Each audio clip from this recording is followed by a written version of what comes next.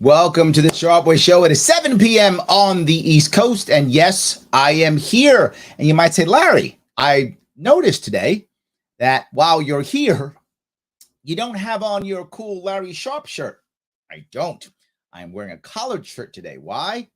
It's debate time. Yes, it is. It is debate time. The Democrats had their primary debate. Was it yesterday? I think it was yesterday on CBS 880. The same group of people who immediately dissed me 4 years ago when they decided that I wasn't worthy. So they didn't let me on last time for the debates. However, they did have a debate with the three Democratic nominees.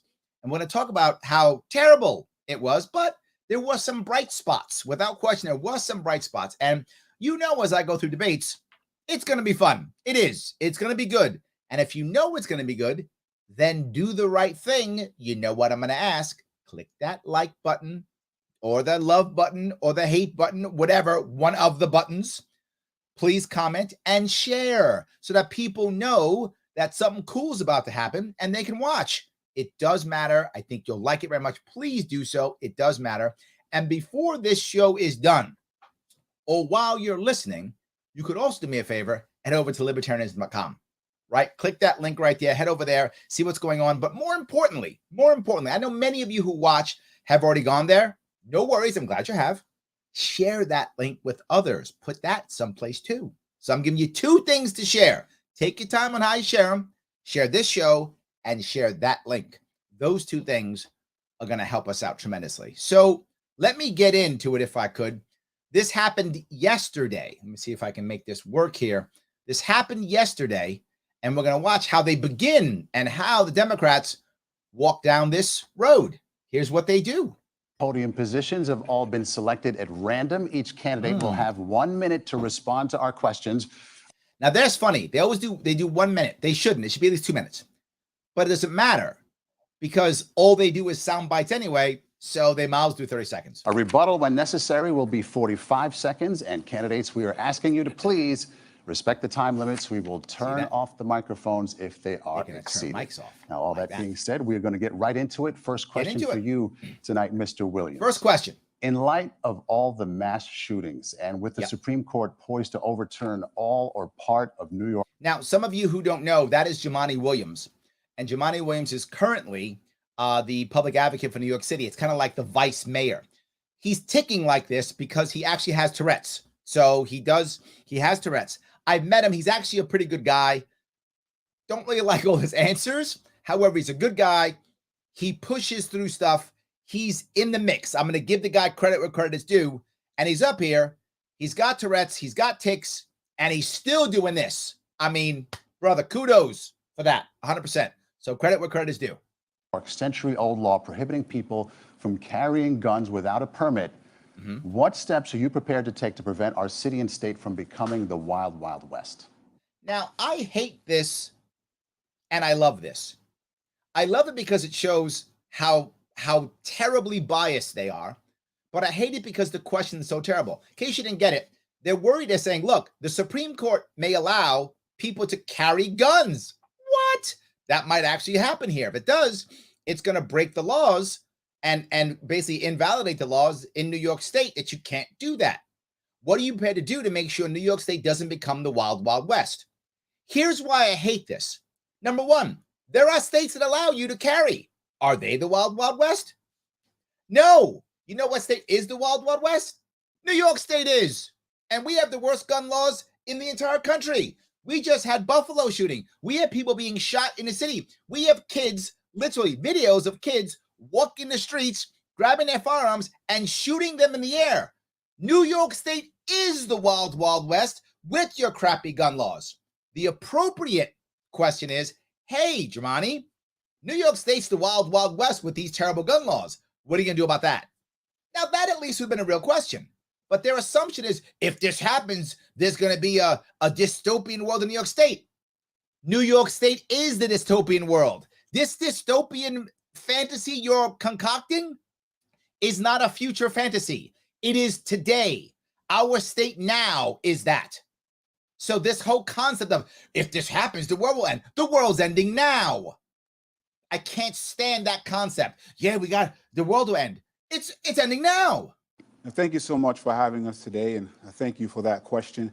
It's a hard question to answer in 60 seconds, but I'm Yes. public advocate of the city of New York. I've been working on these issues for over a decade. And just let me Yeah. tell you something that I know.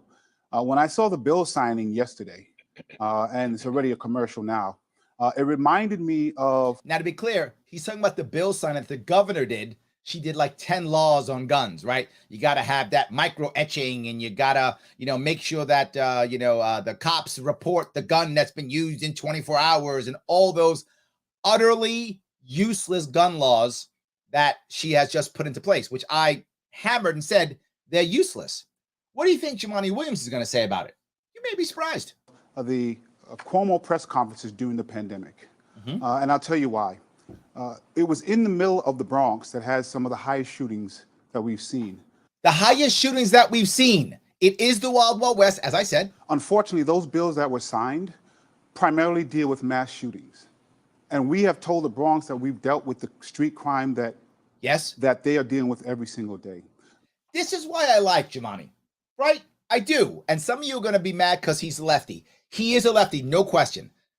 But he's correct, right? His prescriptions I disagree with. But his viewing of the field is accurate. And he's saying these laws aren't going to help anybody getting shot in the Bronx. These laws mean nothing for people getting shot throughout the cities in our state. He's right. The one bill that may have dealt with street crimes is micro stamping. We have asked for that for over 10 years. I wish we could have had the support of the governor. Look at that face. And why that bothers me is because this is not theoretical for me. This is not esoteric. We have to deal with the real street violence. And He's right. in between those press conferences, death is happening. Thank you, Mr. Williams. Ms. Hochul? He's right. We are prepared to address the situation where we anticipate the Supreme Court to overturn a law that's been on the books in the state of New York for nearly 100 years. Yeah. Literally this still afternoon, bad. I convened my policy team as well as Yeah. working with every town and other advocates to come up with the different scenarios. I will tell you within hours of that Supreme Court decision, we will have a response. I've already spoken to the leaders. See, so she doesn't have an answer to his question. She's going to say, we're going to sue him back. That's her answer. So she doesn't have an answer for the gun violence. She has no answer for what Jumaane just said. People dying in the cities. Jumane's talking about the Bronx. I think Jumaane is actually from Brooklyn originally. But again, to give Jumaane credit, that dude, he's in the neighborhoods. He does, his survey of what's happening is accurate. She has no answer. Of the Assembly and the Senate about the possibility of even bringing them back for an extraordinary session in order to address this. We cannot have a situation where people can literally carry a gun into subways, into grocery stores. They're doing it right now. Literally right now. With reckless abandon. And What she did, literally doing it now. This is mind-blowing. All it would do is would give people who don't want to have reckless abandon to actually defend themselves. That's what it would do. The people who have reckless abandon are already doing it. I pray the Supreme Court doesn't do that, but we're ready here in New York to take action to protect the people of the state. That is our number one responsibility. So we're ready. And the press conference. Why is your number one responsibility to protect every New Yorker? Where is that in your job description? Where is that in the oath you took? It isn't. You just made that up. I want to be clear. There's no place in the Constitution of New York State, no place in the governor's job description, no place in her oath that says my number one job is to keep every New Yorker safe. If that's true, she sucks at it. We're being shot every day. So she's bad at it if that's even true. It's not working, but why is it her job? It's like I'm driving a bus and you get on a bus and I go, all right, guys, it's my job to make sure you all know how to swim. You go, what? Yeah, I'm going to make sure you all know how to swim. What are you doing? I'm a bus driver. And my number one job is to make sure you all know how to swim. They're like, why don't you drive the bus? How about you sit down and drive the bus? No. I'm going to make sure you all got it. That's my number one job. I just made that up. She's doing that. Your number one job isn't to keep us all safe. It is to defend our rights. But you threw that out the window. You're literally the bus driver teaching us how to swim. That's what you are right now.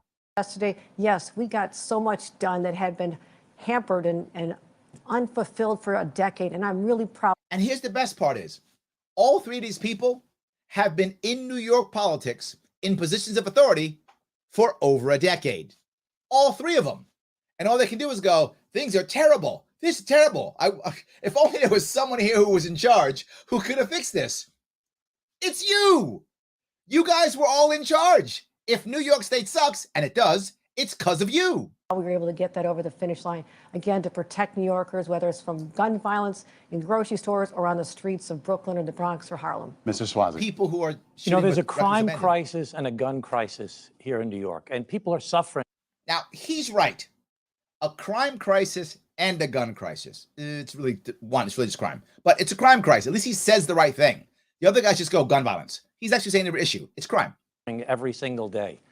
The governor talks about making crime and guns a priority, but 69% of New Yorkers say that she's failing on crime. Because she is. She talks about crime, but she didn't address the issue of bail reform.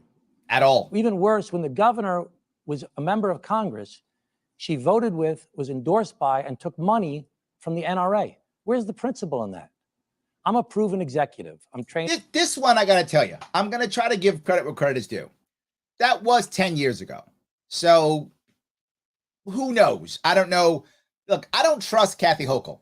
So I think she's just a plastic person who's decided that she'll just go with whoever will get her votes. That's what I think. However, I could be wrong. People do change their minds, right? If I go back 10 years ago, I wasn't the same. I didn't have the same thought process that I have now either. So I do give someone the benefit of the doubt that maybe you do change. I was nowhere near the strong libertarian that I am now 10 years ago. So, I mean, that could happen. I want to give her the benefit of the doubt in this case. As a CPA and attorney, I was the mayor of my hometown. I was the county executive of Nassau County. I've been a member of Congress for the past 5 years, half a year. Nassau County is terrible. That's the highest tax rate in the goddamn country. These are not good things. Saying you've been in charge of New York State for the past 10 years, that's not a good thing, right? That's not a good thing, right? It's like saying, I've been a coach of the losing team for 10 years. My team has sucked, and I've been the coach for 10 years. We've been terrible. All we do is lose, and I've been the coach, so I'm ready to go. This is not a badge of honor. Where I have an F rating from the NRA and co-sponsor every piece of gun violence prevention legislation. That's not. I will fight crime as my number one priority. Address the gun crisis we're facing here in New York State. I'll cut taxes. I'll help our troubled schools, and I'll go after the corruption that the Washington. You got magic powers. I've never heard that before. I'm going to cut taxes. Never heard that before. Go after corruption. Never heard that before. Fight crime. Never heard that before. Can you give me any way you would do that? No. Washington Post called "Make New York State the most corrupt state in the United States of America." There's a big difference between making a speech and passing legislation and actually getting things done. I can do it because I've done it. I'd like to rebut. Yeah, but you've been bad at all these things. I love that. I've been running the state for a long. I have tons of experience. Have you had any successes? No. I suck completely at everything I do. Oh, okay. Well, maybe that's not a good thing. Just 15 seconds. No governor has done more in less time than I have to address gun violence. And I'll address that NRA situation. This is true. No one's done more to address gun violence than she has. That's true. Because you've had the first person that mass shooting on your excuse me, in New York State on your watch. That's accurate. Have you done anything to assist it or help it or make it better? No. But you've talked about it. That was a decade ago, judging what I've done, because a lot of people have evolved since I took that position. You know what we need? More people to evolve. We have to change the hearts and minds of people all over this country. She's right on that one. Finally have common sense legislation from Washington. Okay, thank you. Well, the last part I didn't agree, but people should evolve. She's right on that. Again, credit where credit is due. She should. We're going to move on. Yeah, this is important because 10 years ago, I wrote my first report on how to deal with gun violence while the governor was touting her A rating for the NRA. I wish we had her support. So in between that decade of death, we might have gotten where we are today. We are decade of death, Jamani punching. Decade of, he's not wrong. He's not wrong. 10 years behind because people in Congress were doing the bidding of the NRA. And what happened yesterday will do nothing for the 25 people that died in Buffalo on top of the 10 people who were massacred. This is a Democrat saying the gun laws you just passed will do nothing. This is a Democrat saying the gun laws you just passed will do nothing. I want to repeat that one more time. This is a Democrat from New York City that said publicly, the gun laws you just passed will do nothing. Not just me, guys. not just me. For 6 months. And I'll only take Thank 50. you. I'll only take Excuse 15 me, the next seconds. question is for the governor, Mr. Swazi. Governor Hochul, the man accused of killing the Goldman Sachs researcher on the Q train is an example of someone with a long rap sheet who was freed after a judge denied a request for $15,000 bail and instead set $1. Many charge that if New York had allowed judges to consider dangerousness like 49 other states, he wouldn't have been on the streets, and maybe Daniel Enrique. Well, the idea that, for those who don't know, the bail reform bill, which was a disaster, actually said, well, you can't really consider dangerousness. You can't really deal with that issue as a judge. You don't have that, flexibility. Other states do allow that. That's what she's talking about. Might still be allowed. When it comes to bail. Why didn't you use the considerable powers of the governor to veto budget items and bills near and dear to the heart of the lawmakers to enact a dangerousness statute? That crime was heartbreaking to know that people are living in that kind of fear, and that is why we did address this. And I'll tell you something about bail reform, though. The fundamental premise behind bail reform, the change of it, was needed. We had to do. This is true. Again, I'm going to give her credit where credit's due. Bail reform needed to happen. That's an accurate statement. The way we did it in New York, disaster. However, the concept of bail reform, absolutely true, should change. That is true. We just did it in probably the worst way you could have possibly done it. I almost feel like they meant it to fail. System where two people accused of the same offense, She's right. one would go to Rikers and one could go back home, usually based on the color of their skin. But when I see a problem or a law that needs to be fixed, I jump into it. That's what we did in my budget. And what we did on bail reform, we came up with more standards than judges have ever had in the last few years since it was changed. They can now look at past history, the seriousness of the crime, whether or not there was an order. And I'm going to give her credit for this too. And I'm going to hammer something that will make some of you angry, but I don't care. It's true. The people to blame initially were the legislators who let this hunk of garbage go through. That's number one. But that's bad. Here's where it's worse. Here's where it's worse. We actually allowed the judges to get away with this. Our judiciary in New York State should be ashamed of itself. Yes, I'll say it right to your face. I hope you're watching. You should be ashamed of yourself. Larry, these judges had no choice. Of course they had a choice. Of course they had a choice. They could have simply said, I'm not letting the guy out. He's got bail. They would have said, that's against the law. Great. I guess we'll go to appellate courts then. I guess we'll appeal then. I guess we'll do something to now have judgments and rulings that would have fixed this bill. And that's what I said 2 years ago when this came out. I'm on record saying we'll be okay. I was wrong on this one, and I'm usually right. I didn't think our judges were that terrible human beings. I assumed that they would not let this bail reform go the way it is, and they would instead say, you know what? I'm not letting these people out who are obviously a danger to New Yorkers. So of course they wouldn't do that. So they would just go, no, and make the other judges create rulings, and they realize how bad this is. You might go, Larry, they couldn't. The law wouldn't let them. Let me give you an idea. What if the chimpanzees in our assembly and Senate decided that there was going to be a law that if you were convicted of graffiti at 17 years old, that there was a mandatory minimum of the death penalty. And that was all that was passed and signed by our empty suit governor. Yep, signs the governor. Yep, if you're 17, convicted of graffiti because we want to stop, be tough on crime, execution, mandatory execution in New York State, bring it back that penalty. That happens in New York State. You're a judge. The jury says, yep, guilty. You now have to sentence a 17-year-old who's convicted of graffiti to death. Do you do it? Well, my hands are tied. You're a horrible human being if you would do that. Of course you don't do that. No sane human being would go, well, I guess it's the law. You're dead, 17-year-old kid who spray painted on a wall. Of course you wouldn't. You would say, no, I'm not doing that. That's insanity. I don't care what the chimpanzees in the Assembly and Senate said. No, I don't care what the empty suit in Albany signed. No, I'm a judge. I'm not executing a 17-year-old. Of course you wouldn't. You'd be a horrible human being if you would.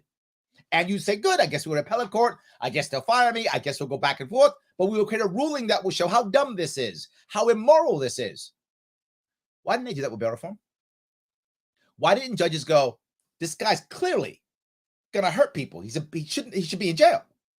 I'm not letting him out. I'm giving him bail. Too bad. I guess we'll see the appellate courts. They didn't. They didn't. Why? Because the judges were mad, because she's right. They had more guidelines than ever, and the judiciary in New York said, you can't do that to us. And they watched New Yorkers be punished and die and be killed because they were angry because they had to do bail reform. Shame on those judges. Shame on them. You're a judge. Act like it.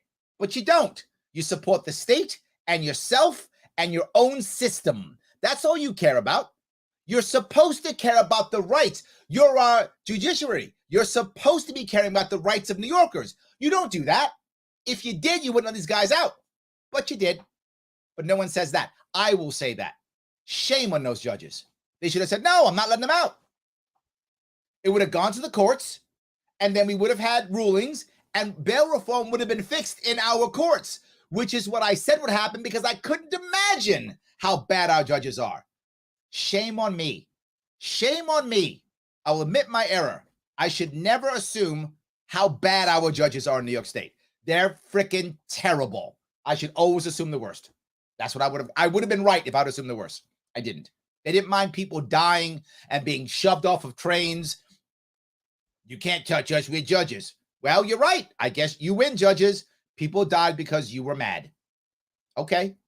Protection before, whether or not a gun was used. So we gave the power for judges to analyze this and look at it differently than they had been before we made those changes. But Governor, do you regret that you couldn't get dangerousness as part of your reforms?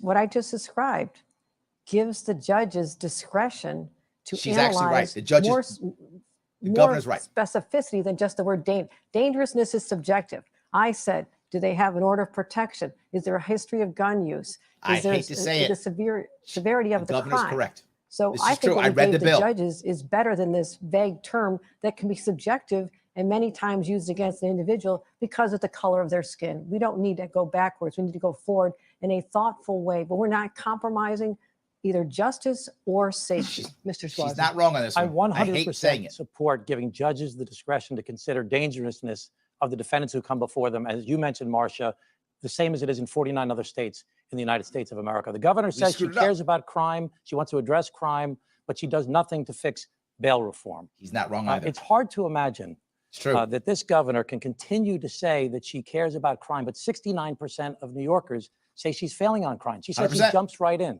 Well, when it came to the Buffalo Bills Stadium, she got something done that nobody thought could get done. It's so unpopular. It's $1 billion, the most lucrative deal in the history of the NFL. She got that done. She twisted arms. But when it came to bail reform, she didn't engage. When it came to so many other issues that are important to New Yorkers, like enforcing and implementing the red flag law, she didn't engage. It goes on and on with examples of where you can just talk about something, but it's very different to actually get something done. You know what? I'm giving a guy some points. He's saying some good stuff. I don't want to just ham everybody. He's got a point. When it came to Buffalo getting that $1 billion, oh, she figured that one out. Didn't care. She figured that one out fast. That's why it matters if you're a proven executive who has a proven record of getting things done. Mr. Williams. Terea Starnes, Jeffrey Whitehead, Dominic Sylvester. Those are people who were in my high school in the 90s who died from gun violence.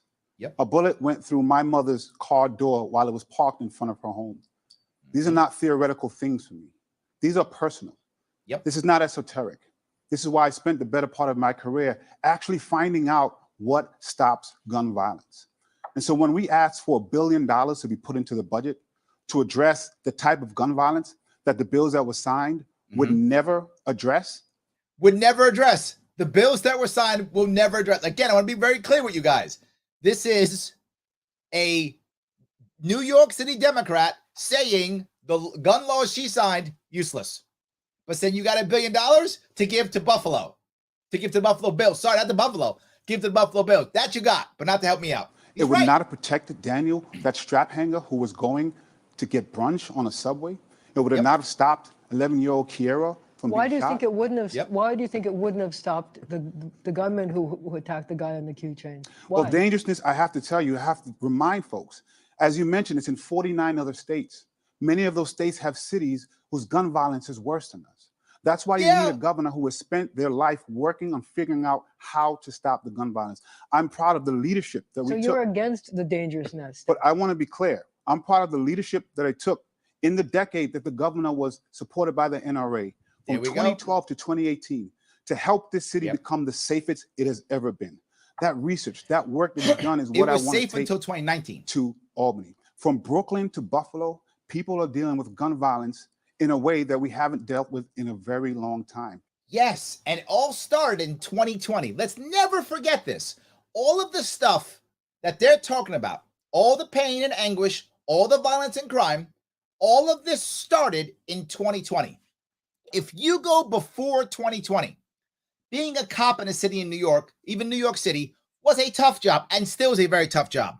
But it wasn't a very dangerous job. You didn't get shot at hardly at all. That wasn't a thing before 2020. Now, cops get shot and killed in New York City. That wasn't a thing before 2020. We didn't have this kind of violence in New York City in 2020. Before 2020, that wasn't a thing. Now it is. What happened in 2020 and 2021? Oh, right, lockdowns. Huh, strange. Lockdowns happen and you lock people up, you put them away, you give them no hope, you encourage the black market, and there's gun violence. Crazy, isn't it? Yeah, I know what causes it too. And I said it 3 years ago. It's important to have someone that understands just the press conferences, like Andrew Cuomo did while people were dying due to the pandemic, will not stop people from dying. I'm tired punching of Cuomo? going from press conference. Jamani, you were killing it. Marcia, I need to address that, please. Please. Go ahead. Let me be clear. Jamani's got Tourette's. He's got issues with him physically, and he's killing it like this. Props to you, brother. Well done. The purpose of the press conference, gathering people, was to take a pen and sign into law 10 bills That that would do no one nothing. had ever undertaken before. You mentioned microstepping took a decade. I've been the governor for 9 months. I got it done in record time. I made sure that we have You made sure that we passed 10 useless laws that your own Democrats say are useless. I guess that's good.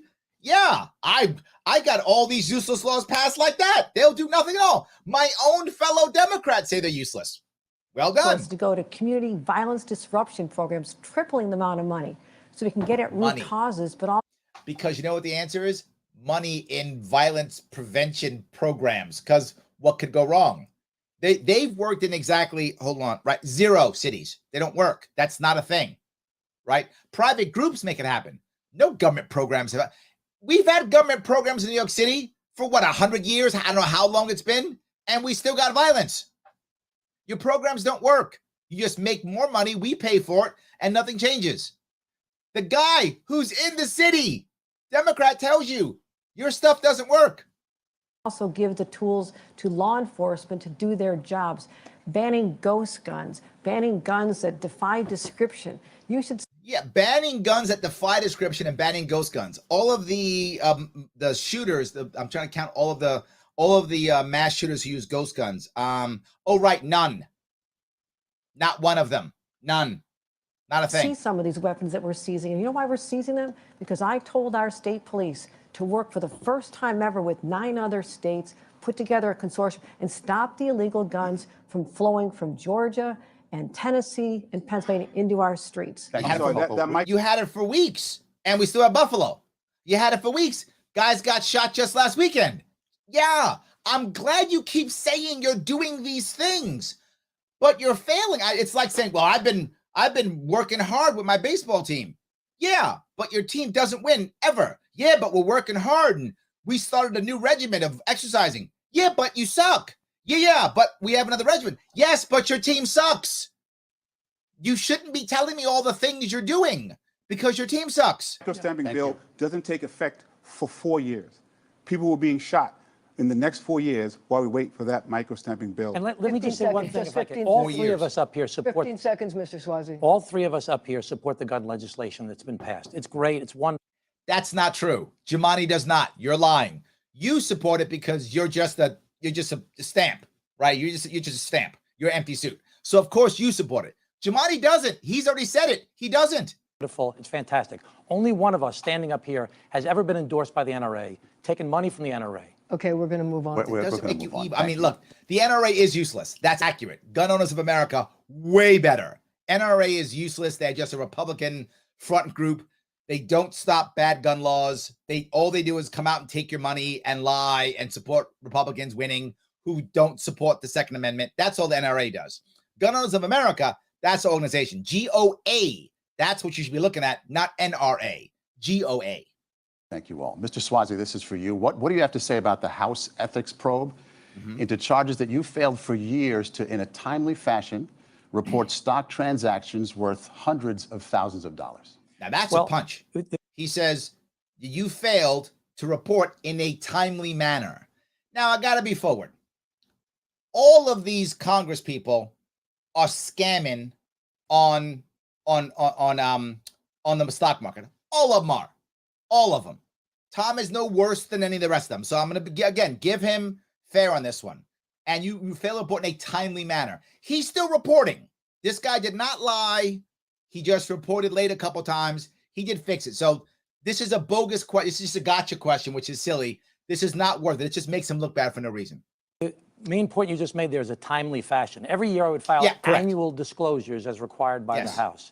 And my accountant discussed it with the House Ethics Committee every single year. After 5 years, they said, you have to file periodic transaction reports as well every 45 days after a trade. When they told us that, we did it. It's a paperwork thing. It's a paperwork error. This isn't that bad. The reality this is a gotcha we corrected it. There are many reasons to not like this empty suit.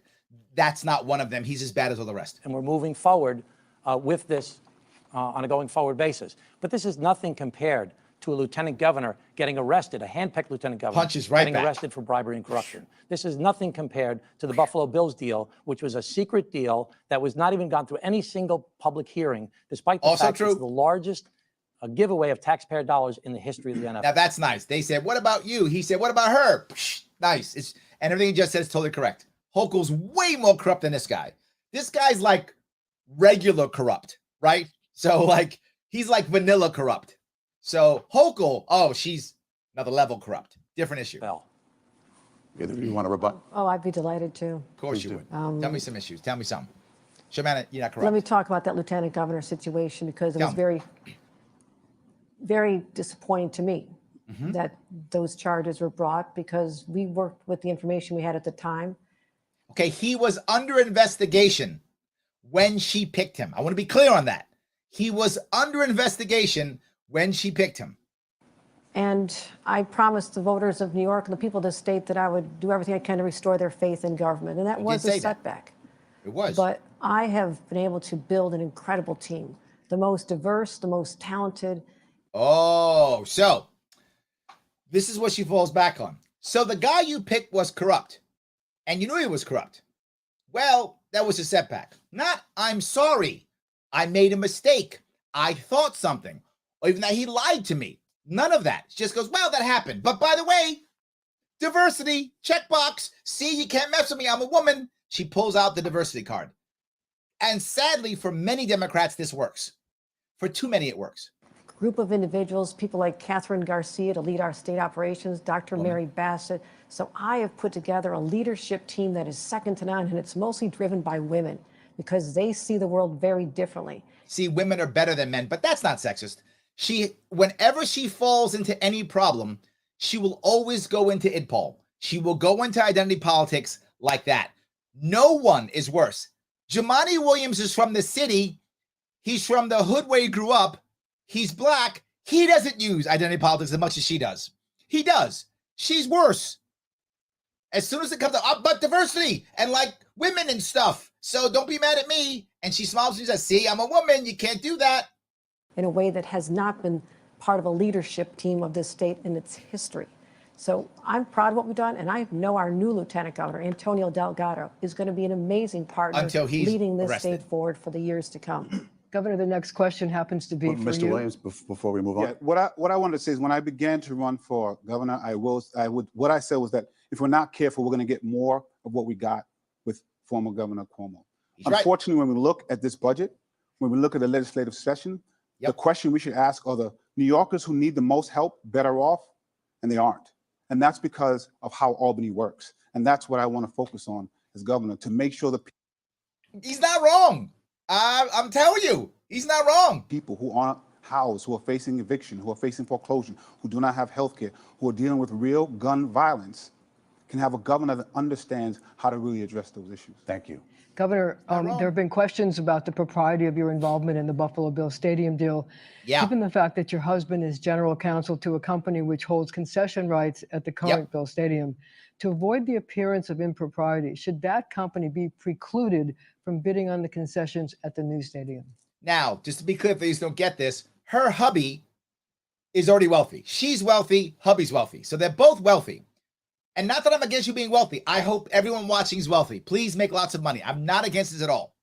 My point is she's trying to pretend like she is so above the fray.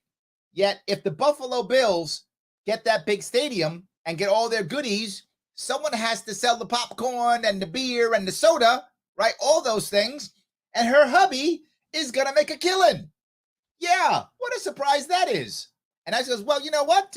In propriety, maybe your hubby's company shouldn't be able to bid on those concessions. It's a large company. It bids on other stuff. Maybe they shouldn't do that. I worked hard to structure the best deal I could, the benefit of the taxpayers. Then you suck. If you actually worked to get the best deal, you are a terrible negotiator. This is literally, and I mean this literally, the worst deal ever in the history of stadiums in America. That's not hyperbole. This is the worst deal in the history of stadiums in America. I got the best deal I could. Wow, you're terrible. You're bad at what you do. You should have walked away and you should have hired me to do it. I would have got a much better deal, and I would have charged you nowhere near $1 billion. Not even close. Negotiating that. There is no connection between this company that does concessions. They literally sell beer and hot dogs at the games. Yep. They had nothing to do with negotiations. No one said they had something to do with negotiations. See, that's distraction. She didn't go, they were in the table. No. But you know what hubby does. Company, the owners, can select anybody they want to do concessions. And if the Bills left, this company could still do them. They do them around the globe. But I will also say, my husband, for 30 years, was a federal prosecutor. He upheld the law. And he was Barack Obama's United States attorney for 8 years in Western New York. We've had to always have a separation between our responsibilities, particularly when I was a member of Congress. I'm proud of his work. His ethics. Did not answer the question at all. She was like, I'll take that question. Look over there. And then we'll look over there. And how about them Yankees? Ethics are second to none, as are mine. We know what's important to the people of the state, and that is to continue restoring their faith in government. And that is something I take seriously every single day. Every day. Okay. No answer. Yeah. Mr. Williams, do you have a response? Yeah. Now, no, she didn't answer. And then the two mannequins up front didn't bother saying answer. They went, that's no answer. Okay. Next question. The two mannequins up front didn't say anything. Once Congress is where we needed these gun changes to be made. That has nothing to do with the Buffalo Bills. No, it is, because Buffalo Bills, we asked for $1 billion to be put in for gun violence prevention. What we got was $1 billion for a billionaire stadium that hired her husband. Jamani is punching. He's just, he's like, we asked for $1 million to help my Bronx brothers. And what happened? They took $1 billion and gave it to a company that hired her husband. He's not wrong. I'm liking Jamani. He's killing it. This is good stuff. Keep going, Jamani. Beat her up. Outside of Buffalo, where 25 people were shot in 6 months, and we dealt with some bills that helped 10, which is important. But I want to go back to the money that she said she was put in. It was $18 million. That's not even $1 million per county. We need to have someone that's going to stop the budget to say, we need more money for gun violence prevention, not a billionaire to get a stadium to be built outside of Buffalo where people are suffering. Mr. Suozzi. You know, New Yorkers had such high hopes when the governor took office, and she pledged to make it the most ethical, the most transparent government in the history of New York State. And that simply hasn't happened. That's why we see 100%. The Siena poll, how disappointed New Yorkers are. This issue with her husband being the general counsel to Delaware North sells $11 beers to people. It costs you so much to buy a ticket there. And yet, we're asking taxpayers to put up $1 billion to subsidize this stadium. That's the biggest taxpayer giveaway in the history of the NFL. And yes, thank you. He just validated what I just said. Yes, this is the worst deal in the history of NFL stadiums in the country. The worst. He's like, I got the best deal possible. Your best deal is literally the worst deal ever. And you're proud of that. Why are these people so proud that they suck so badly? They're like, I'm terrible and I'm proud of it. Why? I don't understand this. And he's saying it. So we're going to give them $1 billion and they're going to make us pay $11 for a beer. Tom's not wrong here, right? If I'm going to pay $1 billion, you can give me a beer for $2, right? No, $11 beers, and I still got to pay $1 billion. That's her awesome deal. That's her on a good deal. I don't need you to do any of my deals. I'll take random luck. I'll be better off than you. even worse, it was announced 4 days before the budget was due. A budget process that Blair Horner from NYPIRG said was the most secretive budget process he's ever seen in the 30 years he's been in Albany. And they announced it 4 days before the budget was due, and there was no public hearing whatsoever. Governor, did you want to respond? I structured a deal that was the best we could do for the taxpayers of New York, and here's what we accomplished. That stadium will be more than paid for. The tax revenues derived from the income as well as the economic benefit. We did a study in advance. It'll far exceed the investment of the state. Yeah, but see what you're missing here is the money that's coming in is from people buying stuff, right? So people buying stuff are usually New Yorkers. There are some people who come from Pennsylvania and such in Canada. It does happen, but most are Western New Yorkers who go there and buy stuff. So they spend their money, and the tax from the money they're spending goes back to New York State, right? Well, that sounds great, but they put $1 billion in. So they got to go ahead and spend a bunch of their own money to get the $1 billion of taxes back from, if you could take it over 30 years, sure, but we're not going to get any money for at least 10 years. But what are we going to get? Hubby gets a job, but more importantly, she gets to choose who builds what. She controls the jobs. That's why she wants taxpayer money, because she controls taxpayer money. She will decide what unions get selected, what companies get selected. She will be able to hand out jobs, keeping her patrons happy. That is why she wanted it. We also create 10,000 new jobs, critically important in an area like West. Thank you. You create them. The problem is you decide who gets them, which makes you powerful. So you can punish people who don't give you money and reward people who do. That's why this is so important for her. Western New York. But also, I understand people questioning this. I really do.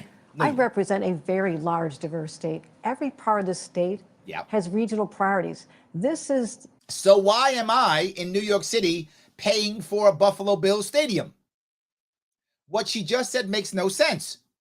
Why am I in New York? I don't want Buffalo paying for the Yankee Stadium. I would happily pay for Yankee Stadium. I go there. I will happily pay. But that's my choice. I like my Yankees. I want to pay. I'm good. I'm not complaining about Yankee Stadium. Matter of fact, Yankee Stadium is so good, they pay for their own stuff half the damn time because they're so wealthy. But it's fine. I will pay. I don't have a problem with that. I'm not complaining about that one. I'm complaining about Buffalo. Regional. The Buffalo Bills is to the identity of Western New York the way Broadway is to New York City. It's part of who they are. And I made sure that they're going to stay there for the next 30 years. And I will also continue to direct. Okay, what happens if the Buffalo Bills 10 years from now say we're out? We're going to leave. We don't want to stay. Cleveland is giving us a better deal. Whatever. Austin's giving us a better deal. We're going to go someplace else. We're going to become the Austin Bills or the Cleveland Bills or whatever. We're going to go off and become the Iowa Bills. Whatever we're going to go do. What are you going to do? Nothing. You're not going to sue them. The state never does. It never happens. They'll say, well, we'll throw you a couple $1 million and we'll leave. That's what's going to happen. You think they're going to stay for 30 years. You don't know if they're going to stay for 30 years. And what happens if they ask for more in 10 years? You'll give it to them because that's what you do. You'll have a new thing. You'll give them a new stadium. Of course you will. The regional priorities of the rest of the state. I'm Okay. doing that There's now. just some Thank you. We're gonna We move need to on. move on. We need to There was move some on. We're gonna move Thank on. you all. We need to move on. Our next question here now is from our debate partners. This is from Steve Burns of Okay. News Radio 880. This is going to be an important question. It's from Steve Burns. Given that the legislature has approved 3 casino licenses for downstate New York, should one be built in Manhattan, and why or why not? Now, the legislature has approved for 3 casino licenses. Question number 1. Why the hell does the legislature decide where a casino goes? Why is that even a thing? Why is that a thing? How about we just let the local people decide what they want in their areas? If they want a casino, build a casino. If they don't. Just have a local board that is elected locally, responsible to people locally, and if they start running over people, the state will come in and help the local people and defend their rights. That sounds like a great plan. Do we have that in New York? No. What we have is our assembly says casino goes there. People go, I don't want one there. Too bad. Other people go, we like one over here. Too bad. We decide where it goes. That's New York State. Well, what if you want a casino in your area? You're like, look, I need jobs. I'm happy to have a casino. We want to work here. Let's do this. No. The assembly didn't say yes. And what if you go, I don't want one in my area. We're good. We don't want a casino. Too bad. That's how my system works. This question is embarrassing that we have this question. The state decides where stuff goes. Casino in Manhattan. We're going to start with you, Mr. Williams.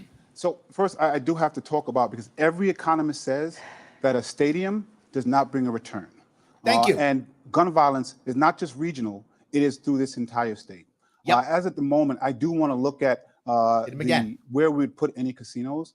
I am concerned about trying to get folks who are already having problems with paying their bills to go to casinos. So I'm not opposed to it. I do.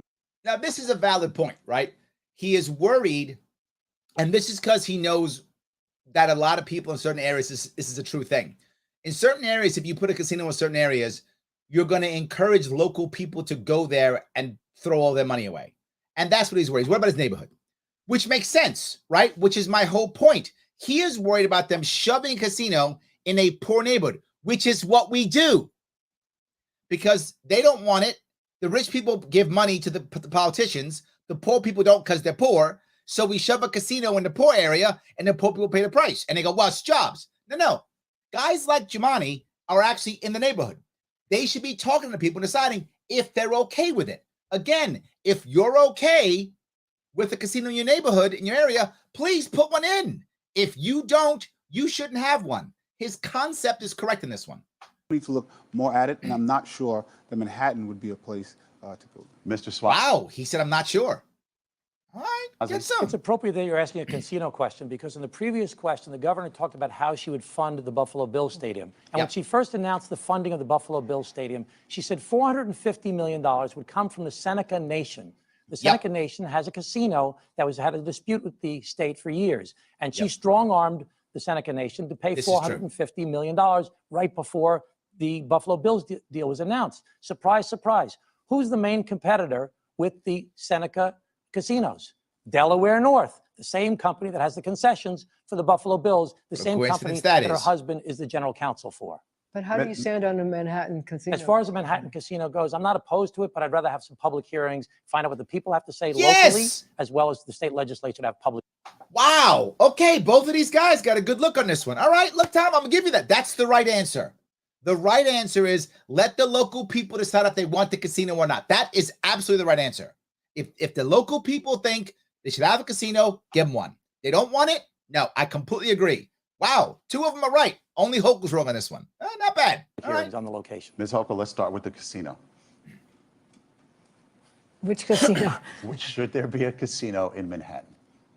I took the steps to make sure that we could have the option to consider 3 casinos in addition to the 7 that have already been approved. We believe it's going to create jobs, fill our hotels, help our convention economy, which is so important. They were hit so hard during the pandemic. So this is going to be an opportunity for us. You hit them. I'm not going to put my finger on the scale and say where I want this to go, because I'm not going to put my finger on the scale. Buffalo Bills, I will. This one, no, I want to get the outside experts, the people who are charged with this.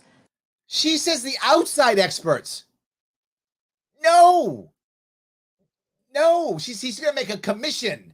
This is where the commissions pop up. She'll make a commission. She'll choose who will be on the commission. It'll be casino people or her husband's company on the commission.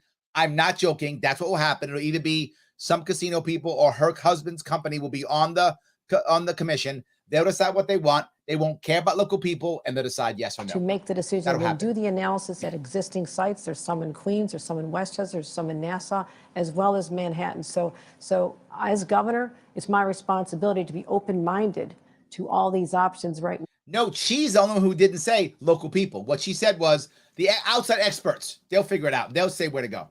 Now, and that's exactly what I'm doing. Okay, thank you. We're going to move on to this next question here. Mr. Swazi, many people are unwilling to return to their offices these days. A study by the Partnership for New York City found that just 8% of the people are back 5 days a week, and average weekdays show that 38% of the people who work in the central business district of the city are actually here.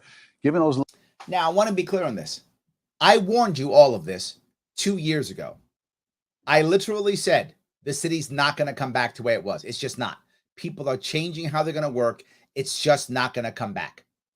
And yes, here's the data. It's there. It's not coming back. It's not how it works. New York City is not going to be the way it was. We are losing people left and right. We're going to keep losing more. Low numbers. Does enacting congestion pricing right now in the next few months, does that make sense, or should it be postponed in the interest? See, this I love. Congestion pricing is coming. Does that make sense, or should it be postponed? Not does congestion pricing make sense? Of course it does. Duh. Anytime I want to punish the middle class, that's a good idea in New York State. So of course I want to punish the middle class. The question is, do I punish them now or next year? That's what he just asked. Of economic recovery. It should be postponed for at least a year. It should be postponed forever.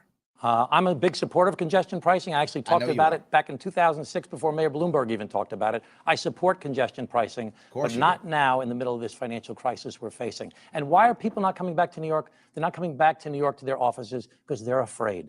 They're afraid to take the subways. People are scared. I just saw in the news tonight of a man throwing a woman onto the train tracks. It's yes. This wild, wild west scenario that the mannequins up front talked about is today. They are literally throwing people onto the train tracks in New York City. Well, what if they have guns? Give them guns. That guy might have got shot instead of throwing somebody on a train station. Terrifying. 91% of New Yorkers say that crime is a serious or a very serious issue. 74% say they're afraid they're going to be the victim of a violent crime. We saw the cops getting killed. We saw this 11-year-old girl getting shot. Yes. I mean, this is a point I got to bring up. Cops are being killed now in New York City. Prior to 2020, that was a rarity. In fact, prior to 2020, you were more likely, if you were a cop, to be shot by another cop by mistake. I'm not joking. That is how rare it was for cops to be shot before 2020. Those days are over.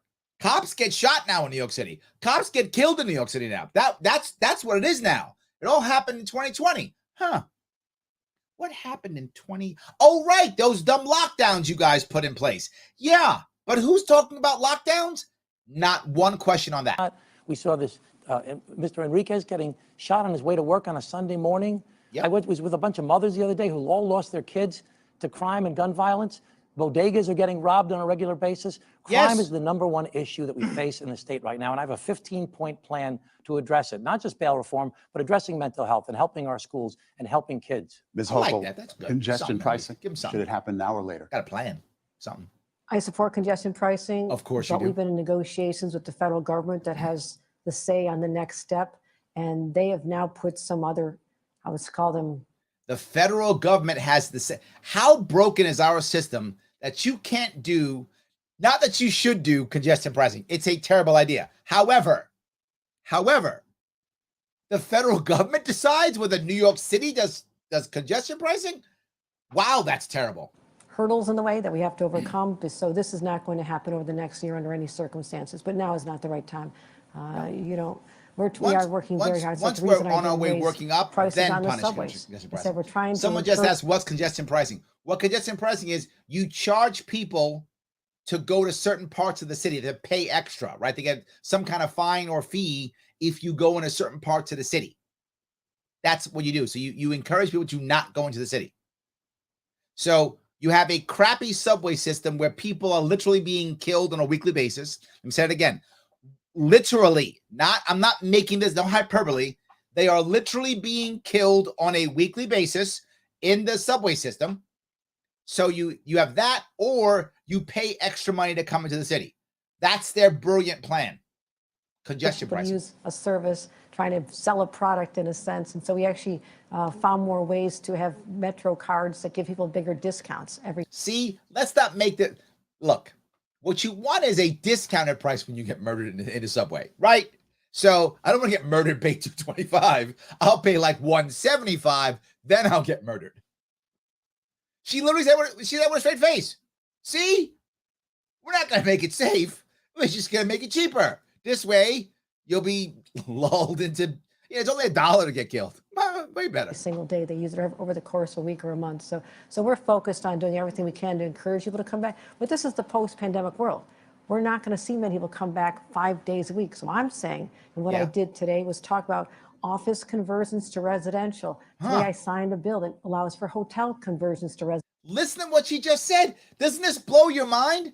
Today I signed a bill allowing hotel conversion to residential conversion.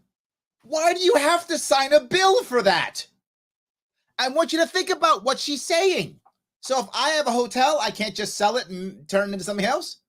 I can't just have construction and say the hotel doesn't work anymore. I'll make it into residential. No. You have to get permission from New York State to use your own property to turn it into residential. Wow. This is the police state we live in. And we go, we're in a free country. I want more people who work here to be able to live in this city. And that has not been the case for a long time because of the affordability crisis, something that we're. Yes, and you guys have been working on that affordability crisis for 10 years, all three of you, and it only gotten worse because you all suck at what you do. That would be the reason. We've been working on this for 10 years, and it's been getting worse. So you suck. Leaning hard into and beginning to solve. Governor Hochul, if I could just interrupt for a second, could you tell us how long congestion pricing is going to be delayed in New York? I don't have the answer. We're in conversations with the federal government. They just asked us to deal with an additional environmental issue. So I don't think it's going to be before the end of this year. I'm rather certain of that.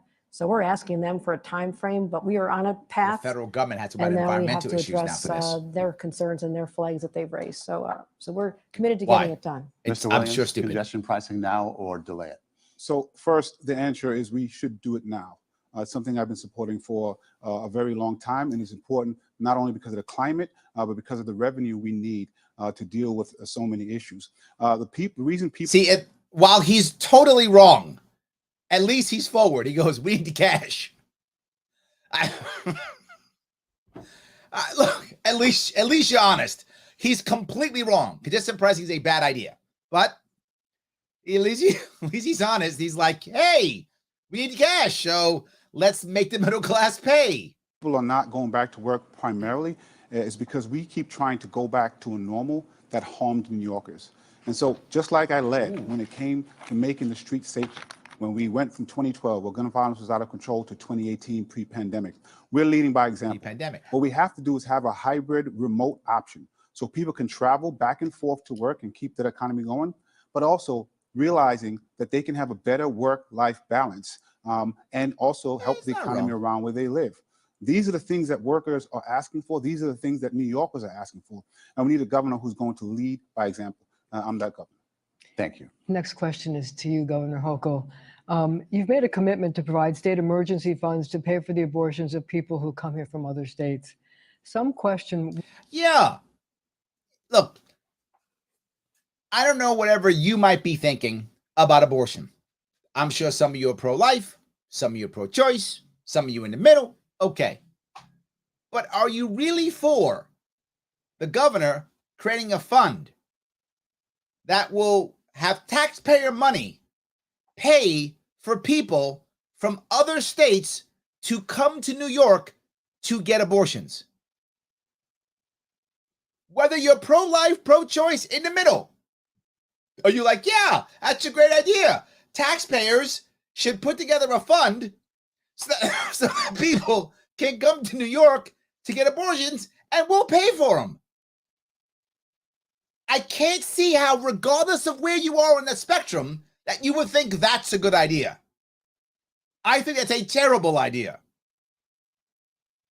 Why New York State taxpayers should foot the bill to provide abortions to out-of-state residents. Why should New Yorkers do that when taxes in our state are already among the highest in the— Yes, but her reason is just because taxes are high. So if taxes were low, it'd be okay? No, it is not okay for New Yorkers to pay taxes for other people to come to New York and get abortions. That's not okay, whether you are pro-choice or not. That doesn't matter. And it doesn't matter how high the tax rate is. It's a bad idea, period. The nation.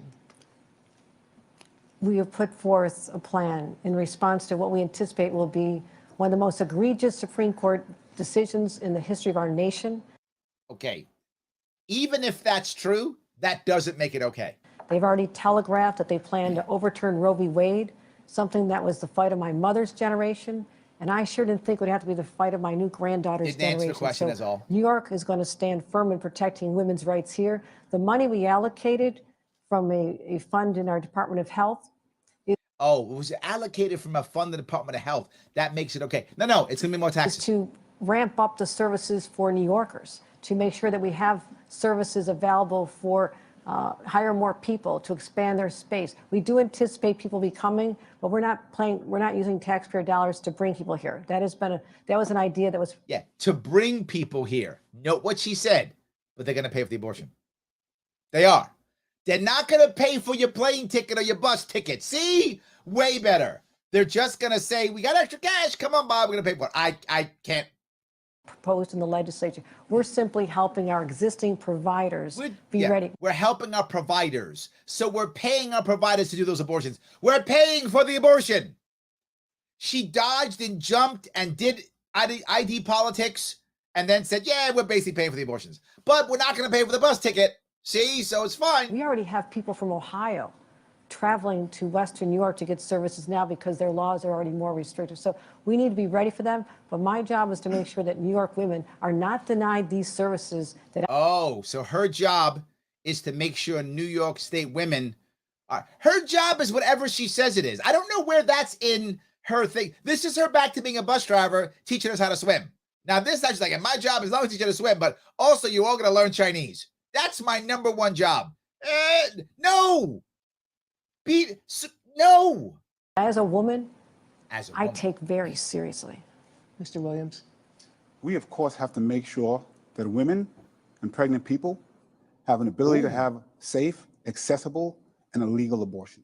Now, he went right there. He went women and pregnant people. Now, see, that's some left stuff. He was good. That was his whistle to the people, saying, see, my far lefties, I'm with you. That is our job, to make sure that we protect New Yorkers. We also have to lead, because the nation, as was mentioned, is going in the wrong direction. And so we have to use those funds to protect all people who need that service.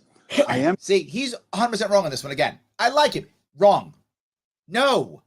Just because you think women should be able to get abortions, and I agree, women should be able to get abortions. I agree. Doesn't mean other people should be paying for it, particularly taxpayer. Look, let's be clear. There are enough New Yorkers. There are enough New Yorkers who care about this issue enough, who would absolutely donate money to help women have abortions. They would do that, right? We know this to be true. So if you want to do anything, just go. If you want to set up a nonprofit, go ahead, do your thing. Why in the hell are people who are 100% against abortion, why do their taxpayer dollars have to pay for an abortion? It's unethical. It's unethical. No, he's wrong. No. I'm disappointed that there were two women in the legislature, women of more color, that had two bills that moved us further along reproductive justice. I never heard that one before. It was the Equality Amendment, and it was an equity fund. Unfortunately, those two things weren't passed. Those were the best ways to protect Black and brown women and pregnant people. We couldn't get that across. black and brown women and pregnant people. Man, that is that's right. That's right in you. You are right there in the woke sphere. Well done. Well done. No one else was able to say those words. That's well done right there. He knows, and he said it smoothly. Like, that's how he talks. He's right there. When I'm governor, I'll make sure we do, so that the New Yorkers who need the most help, Americans who need the most help, we're the ones we protect. Mr. Swazi. Abortion must remain safe, legal, and accessible, and New York should be a leader for the rest of the country on this issue. Come on. I don't think there's any daylight between the three of us on this particular issue. I think that we should also be a leader here in New York State to try and prevent unintended pregnancies by educating. Oh, okay. So he dodged the question. The other two were like, yeah, we're paying for abortions.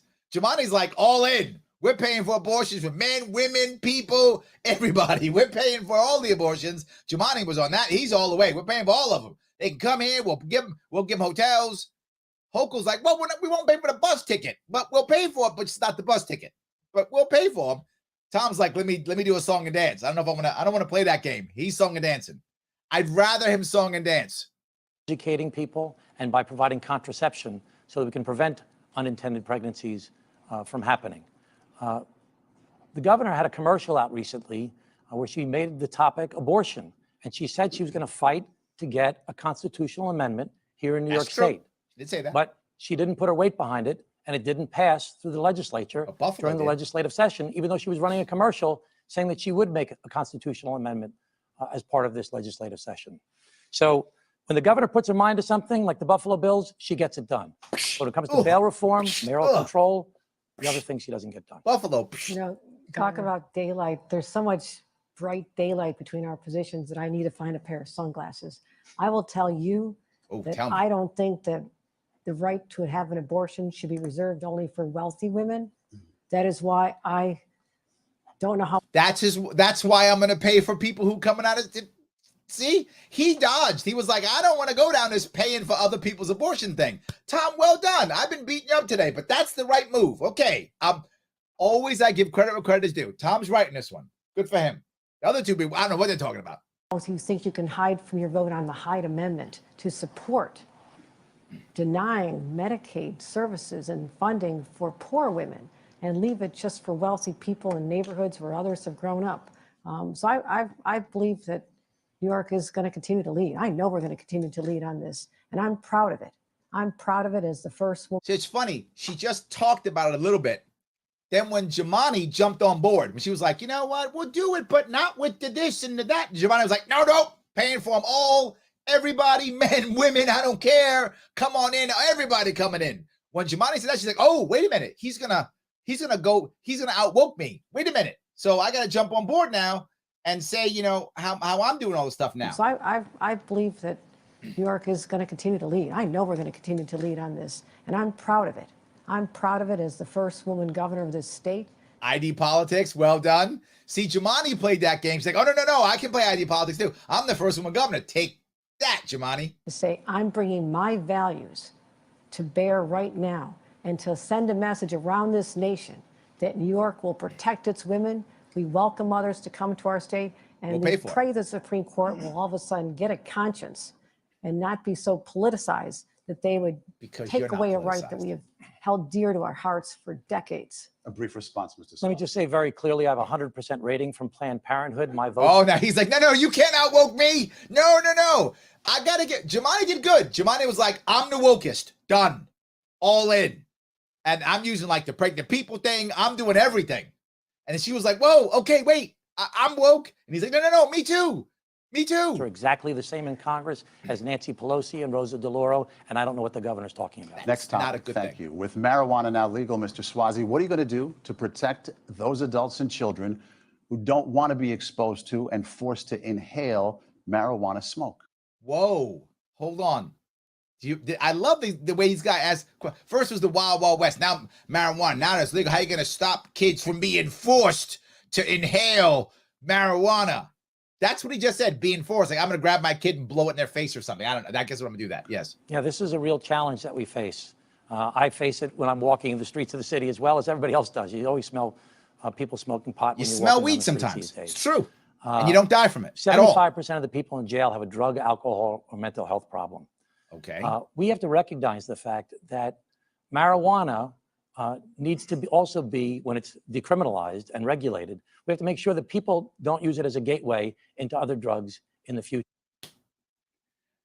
You're a Democrat. That's Republican stuff. Don't say that stupidity. Don't say that, Tom. Sometimes you were good last one, and now you blew it again. What are you doing? Marijuana's a gateway drug. Marijuana is an exit drug. It's not a gateway drug. Cannabis gets you out of hard drugs. It doesn't get you in. You know what gets in hard drugs? Pharma. Pharma gets you in. That's the issue. Pharma gets you in. Regular opioids from like back pain, that gets you in. Not weed. Completely full of crap. He's just trying to dodge the question. How do you prevent people getting it secondhand when they don't want it?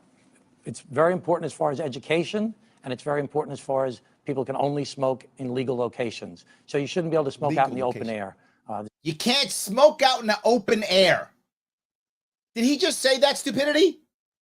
You got to smoke in little stables. Shut up. How are you going to stop people? You know what you do if you smell weed? You walk away. Like if someone's smoking outside, you just walk away. It's not poison. Weed smoke is not poison. This is a stupid question. And the first question was stupid, and this one is stupid. Why would you even ask a dumb question like that? The same as you're not allowed to drink out in the open air. Ms. Hochul? I'd like to address the whole concept behind the cannabis industry, and we'll get to the specific question. I'm very proud that I was able to take steps literally weeks. You're proud of everything, and New York State's a disaster. You're the only person that was like, I'm proud that my team is terrible. I'm proud my state sucks. I'm so proud. Why are you proud of this garbage pile that you are making sure is more garbagey? I don't know why you're proud of this. Within the time frame of becoming governor, to open up an industry that we believe is going to be beneficial for taxpayers, farmers, but also to help the communities that have been targeted for decades. The mass. Utterly a lie. Utterly a lie. This is a blatant lie, and the two mannequins up front are not going to even question her. How are farmers going to benefit from this when what's actually happening is big real estate is buying up all the land? How is that going to help a farmer who can't afford $250,000 for a license? Why don't you ask the California farmers how it helped them out? It didn't. It didn't. They still have a black market. So does Colorado. And you followed that model. You thought black market, that's a good idea. You're an embarrassment. It's completely wrong. Utterly, she's lying. It's only going to help out big business. Incarceration that resulted because of disproportionate arrest of young people. We have now, in black and brown communities, we have worked hard. Sorry, I had to do, she almost forgot ID politics. Almost forgot. Hard to make sure that the licenses and the opportunities to economic benefit go to those targeted communities. But what you're talking about is important to me. I'm working with our Commissioner of Health to put together a PSA right now to talk about how we have to respect each other's space to understand. Because that'll work, right? You'll just do a PSA about respecting. Done deal. I got to tell you, of all of her terrible plans, that's the best one. Because that one doesn't hurt anybody. Of all of her terrible plans, that's the best one. We'll take some money and we'll do a PSA. A public service announcement. That's a PSA, if those don't may not know that.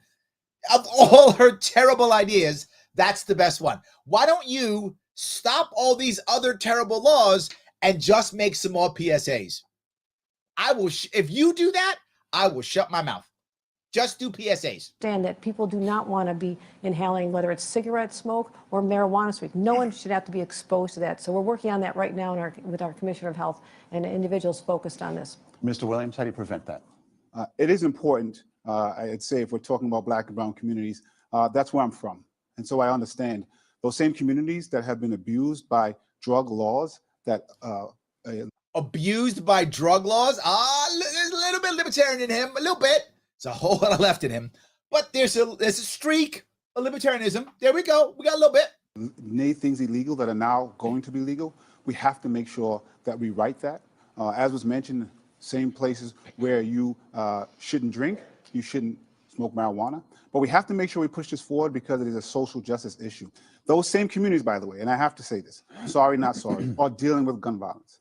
And I have to bring up the stadium because those 100 jobs will not go to East Buffalo because they have no cars or no transportation to go there. I'm saying that because East Buffalo, I spoke to those folks, have been a transit desert, have been a food desert, something that the governor brought up when the mass shooting happened. The question I have is, when do we do something about it? If that is how you would treat your neighbors. Well, he dodged the question because he knows it doesn't matter, right? The question's a stupid question. I don't like him dodging a question, but I get why he did. It's a dumb question. How people are going to have to smell weed in New York? Oh, well, walk away. Wow. It's not poison. You'll be okay. If that is how you would treat a black community where you live, how are you going to treat Brooklyn, Syracuse, the Bronx, East Flatbush, Schenectady? This is important because these communities are afraid and they need someone who has provided the leadership to deal with the issues that they've been dealing with for far too long. Mr. Williams, the next question does go to you.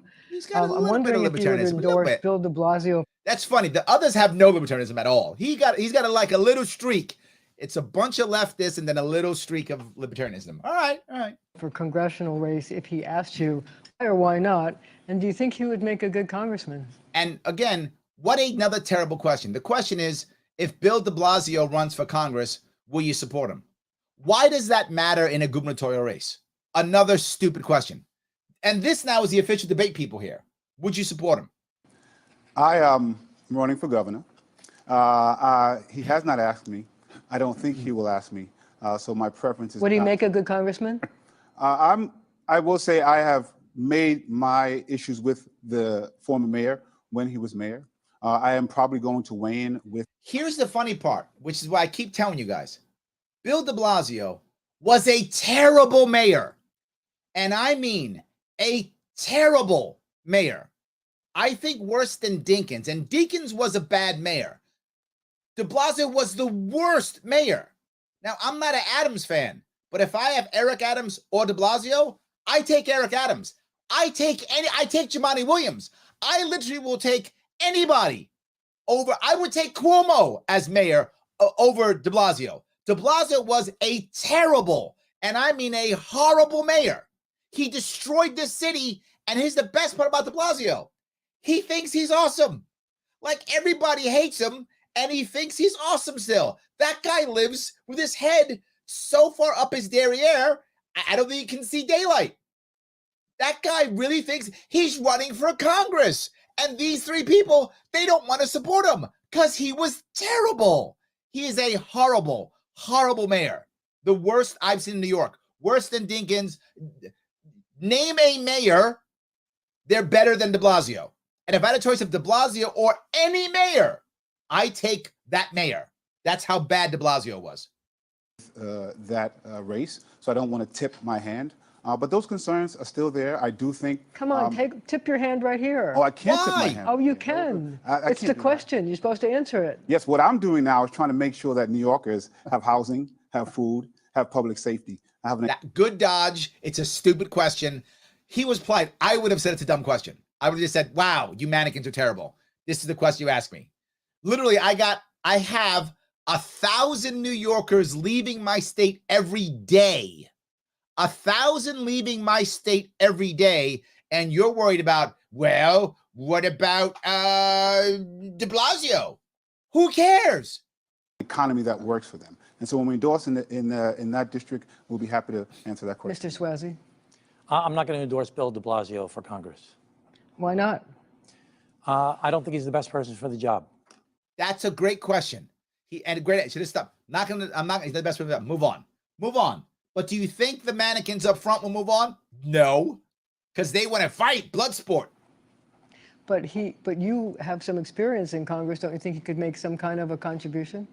You know, I'm very concerned about what's happening in our politics in the United States of America today, where everybody's just battling with each other all the time. Yeah. We have the far right, we have the far left, and people just fight with each other and instead of trying to get things done. I'm a common sense Democrat. I'm not going to pander to the left. I'm not going to back down to the right. And I'm looking for other common sense Democrats. That's actually a good slogan. I think that's a good Democrat slogan. Hold on. What did he say again? I'm not going to what do you say, pander to the left, what? You know, I'm very concerned about what's happening in our slogan. politics in the United States of America today, where everybody's just battling with each other all the time. We have the far right, we have the far left, and people just fight with each other and instead of trying to get things done. I'm a common sense Democrat. I'm not going to pander to the left. I'm not going to back down to the right. Ooh, that's a. If you're a Democrat watching, steal that. That's a good one. Look, I'm not a Democrat. I'm not voting for the guy. But I'm just saying, as Democrats go, that's a good one. Not going to pander to the left or back down. I like that. That's hardcore. Keep that. And I'm looking for other common sense Democrats to run for Congress, because we need to have a different conversation in our country. So are you saying Bill de Blasio is not a common sense Democrat? No, I don't. I think that he sometimes goes too far to the Democratic orthodoxy instead of trying to work across party lines to get things done on behalf of the people. Governor? Not wrong. I'll be weighing in the general election in these races because I'm going to be using my name, my reputation, my resources to help elect Democrats to Congress all over the state of New York. Resources. She does have $20 million. So the resources count. The rest is not Republicans in important. November, because there's so much on the line. We have not only the Supreme Court against us, but we have so many issues like money we're waiting for childcare to come for us. But if you money we're waiting for childcare to come from us. If you notice, I always hammer her on one important thing. I hammer on a lot of things, but the number one thing I always do is all she ever does for any problem is throw money at it. So she's like, well, they got to give us money for childcare. They have to give us money for this. Give us. What happens when Uncle Joe stops writing checks? She has no answer for this. At one point, Uncle Joe stops writing checks. Whenever that happens, New York State's in trouble. Bill de Blasio was the nominee in that district. Would you endorse him, or would you just withhold your endorsement because you might have reservations about him? Why don't you stop asking stupid questions? I'm not How about getting that? involved in primaries. Thank you. Next question is for you, Ms. Hochul. Should mentally ill people living on the streets and subways be removed against their will and held involuntarily until they get the humane treatment that they need? What we did the first week Eric Adams was sworn into office, I went with him into the subway and announced that we're working in partnership. And let me put an emphasis on that. First time in a decade that a mayor and a governor have actually worked together toward solving a common problem. Didn't answer the question at all. And we talked about how we can pull his resources, our resources, to have these support teams. The answer is you don't remove someone forcefully unless they're going to harm somebody else. If you think someone's going to harm somebody, remove them. Yes, you don't want people harming others. Yeah, of course. If they're not harming, why would you forcibly remove them? Instead, as I talked about, you create the caring caboose, a place for them to go, and you make it easier for them to go to shelters. We don't do either of those two things. They have no place to go.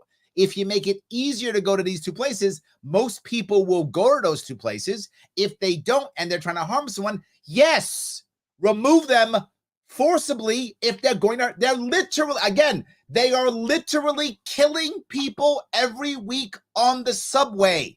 Yes, remove them because they are murdering people. Yes, this is not a hard question. One person yanking you off the street, throwing you in a shelter, and you're back again. That's it. Yeah, no. Only if they're going to hurt somebody. Not just because they're there, right? Not just because they're there, right? You could have a problem, beat it. I got it. But if you're going to hurt somebody, yes. Inhumane, and it doesn't work. So we're working together to have mental health experts, social work, and people who can help find them housing to go into where they can actually get supportive services that are long-term. But you can't do it because all of your systems require too much paperwork and detail and bureaucracy.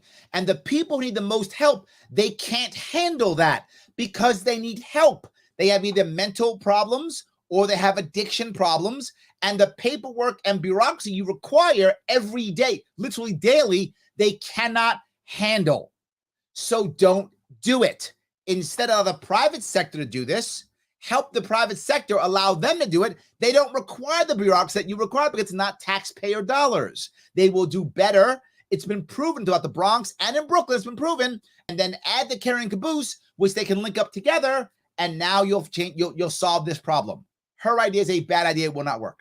Just the bill I signed today will create hundreds of more, perhaps thousands more units. The thrust of what I'm getting at is, should they be removed against their will and be given humane treatment that they need? It depends on the severity of the illness. if they're demonstrating that they could cause harm to themselves or others, She's it right takes here. it to a different standard. This is true. She's right. If it looks like they're swinging around, grabbing stuff, and very often you'll see agitated, right, behavior before. Not always, but you'll often see that. If you see that and you're a cop, yes, they cannot be murdering people in the subways, and that's happening now. One of the reforms we did in our budget as part of our comprehensive package to address public safety was to deal with Kendra's law and also to talk about the rights we have to protect ourselves as a society as well. You don't have the right to protect yourself because you don't give us guns. I believe in that. So no, you don't Respecting believe that. It's a individual lie. rights, getting them services. Blatant lie. But if someone has demonstrated they could cause harm to others, then we have a responsibility to help that person get services and protect other riders. But you've got to make it easy for people to do it on their own. That's the key issue. Why in the world people say, why don't they go to shelters? Because they are mentally ill or they have an addiction problem and they cannot handle the bureaucracy required to do that.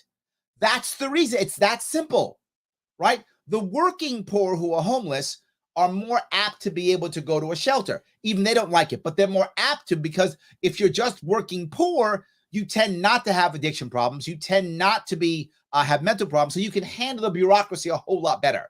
If you're a family of working poor, then at least one of you usually can handle the bureaucracy, so it's easier if you're working poor. If you're not working poor and you either have addiction or mental problems, this is a bear. That's why those are the ones who keep falling through the cracks. Wherever situation they're in. That's your standard, not just that they're mentally ill. Mr. Williams? Can you please repeat the question? Should mentally ill people living on the streets and subways be removed against their will and held involuntarily until they get the treatment that they need?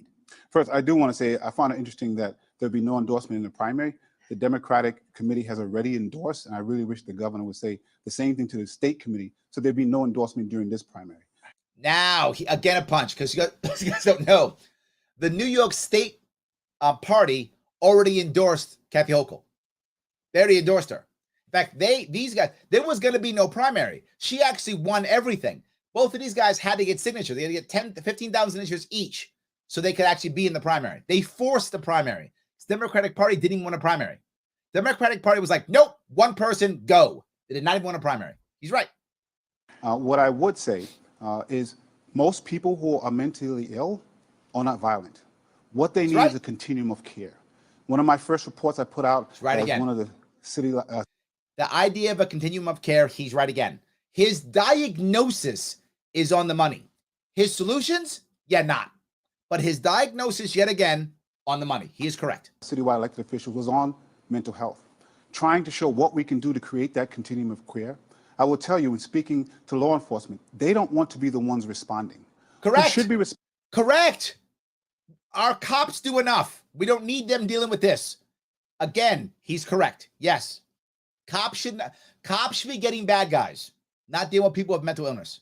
Finding the people who are in acute crisis, which I think you're bringing to, are the people who have the most, have peer networks and people who have medical expertise. But what we're getting at is people who need care. So, but should we take them off the street? But we have to be careful. The last time we allowed this, it went crazy. The question is, we do have to change the law to allow some people to be involuntary, put into a place so they can get assistance. But we have to make sure is that we don't cross that threshold just willy-nilly. And so most people who are in acute mental health crisis actually may not need to be removed involuntarily if they have the right supports there at that moment in time.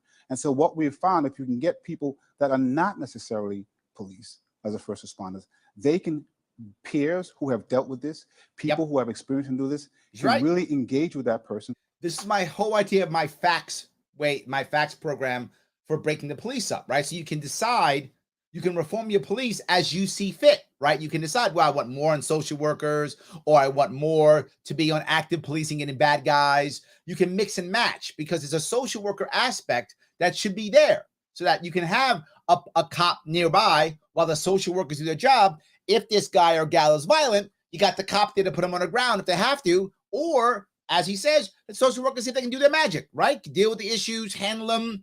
He's exactly correct in this one. So they're not needed to be forcibly removed. What we keep doing is mixing the worst case scenarios with most scenarios that don't happen. And again, that's why having someone who's dealt with these issues for the past decade and has put forth plans, some of which have helped us get to where we were pre-pandemic, is the type of person that you need for governor of the state of New York. That's right. You know, I'm very Mr. passionate Suozzi. about this issue. When I lived in Manhattan from 1984 to 1991, when I was in law school, I used to sleep overnight at a homeless shelter.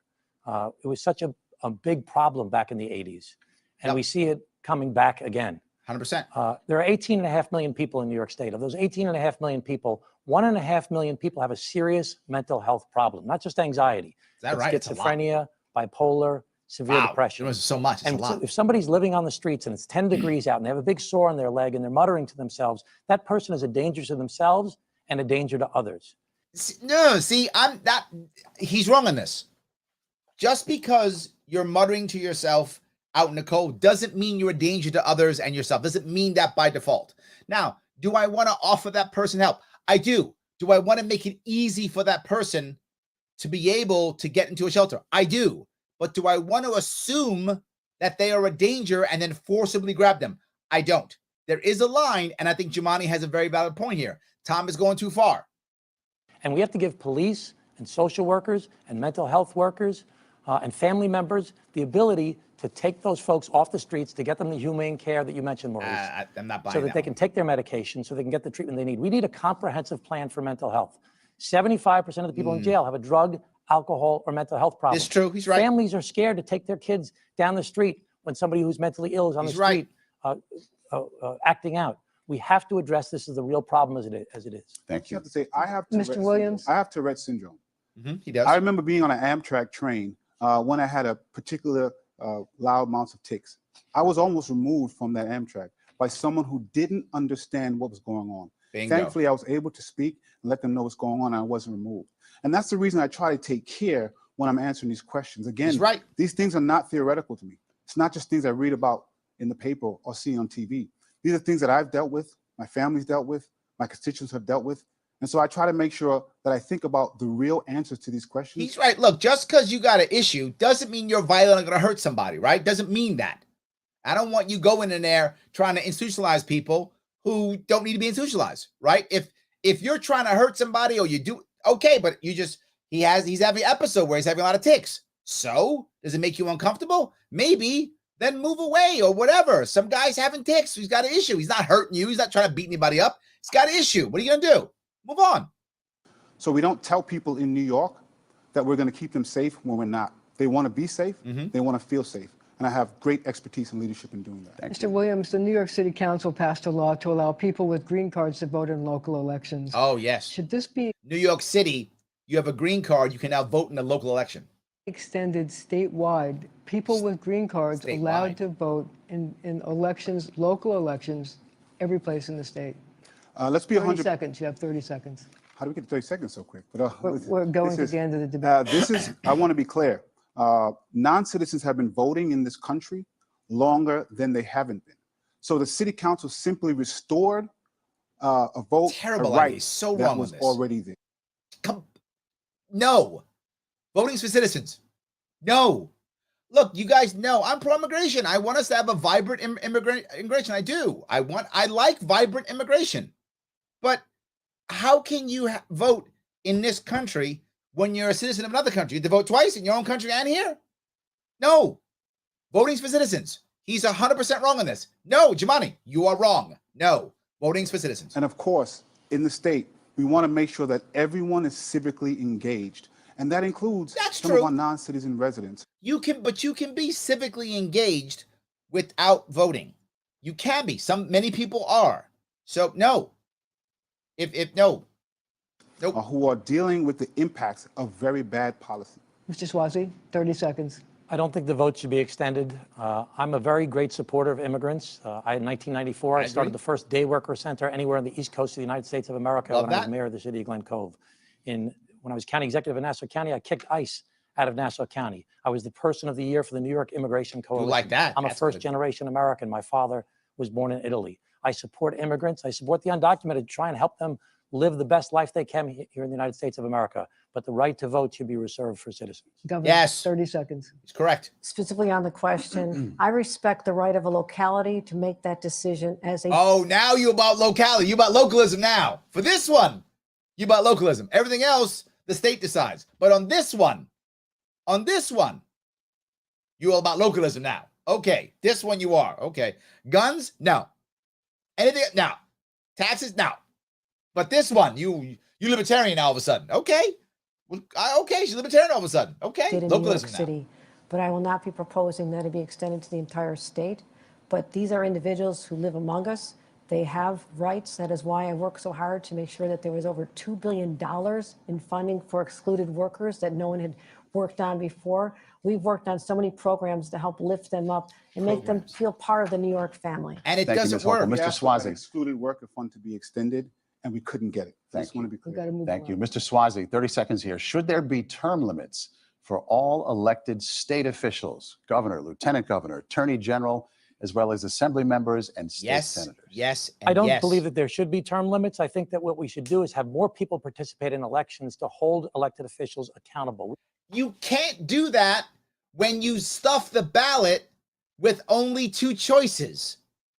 Maybe I wouldn't, but I maybe could be convinced of this if and only if we actually had a vibrant democracy where it was easy for people to vote, which it relatively is, but not just that, easy to get on the ballot where you have multiple choices, ranked choice voting, open primaries, easy to get on the ballot. If maybe I would buy that, maybe I'd have to see years of results to maybe, but my gut says, what are you, stupid? Why in the world you say, oh, just have more people vote, that'll stop it? Wow, that's insanely dumb. We have the most corrupt state in the United States of America. Yes, we do. Yes. The past three governors left in scandal, Schneiderman, And we don't have term limits. Yes. Hevesi, Skelos, Silver, Bruno, the recent lieutenant governor arrested for bribery and corruption. We need to hold elected officials accountable. If they don't do what the people want, we need to kick them out of office. It's in the city. City's still standing. I believe Term limits. my experience in Congress is I know a lot more The city wouldn't be standing because de Blasio might still be mayor. So no, I'm glad we have term now limits. than I did when I joined Congress 5.5 years ago. I know a lot more now after 8 years as mayor and 8 years as county executive. I'm a much more Yeah, but you had 8 years as mayor, 8 years as county executive. I'm okay with that. That's term limits. Yeah. Yes, you literally just solved your own problem. Yes. I'm okay with you being 8 years this, 8 years that. If the people want you being that, be that. The people want you being that, be that. No worries. effective, proven executive because of the experience that I have. Ms. Hochul, term limits statewide? Yes, I already proposed term limits for statewide officials, but I intentionally left out the Assembly and the Senate because I support the model that we have in Washington. Why would you support the model that we have in Washington? There is so much. I got to be clear. The opposite is true. If anything, and I'm not saying this, but if anything, let the executives have no term limits. We actually vote executives out here or there. So if anything, there's far more corruption in almost every state, and of nation for sure, at the congressional level than there is at the executive level. Of course there is. Oh, of course there is. This is insane. She's exactly the opposite. The executive leadership, of which I'm part of today, should have 8 years terms, but then the legislative branch, like Congress, should not have restrictions. So that is what I proposed to the voters. These this guys last are year. insane. Okay, Mr. They don't Williams. want any term limits. The experience that was just spoken about has led us here. Jamani, killing it again.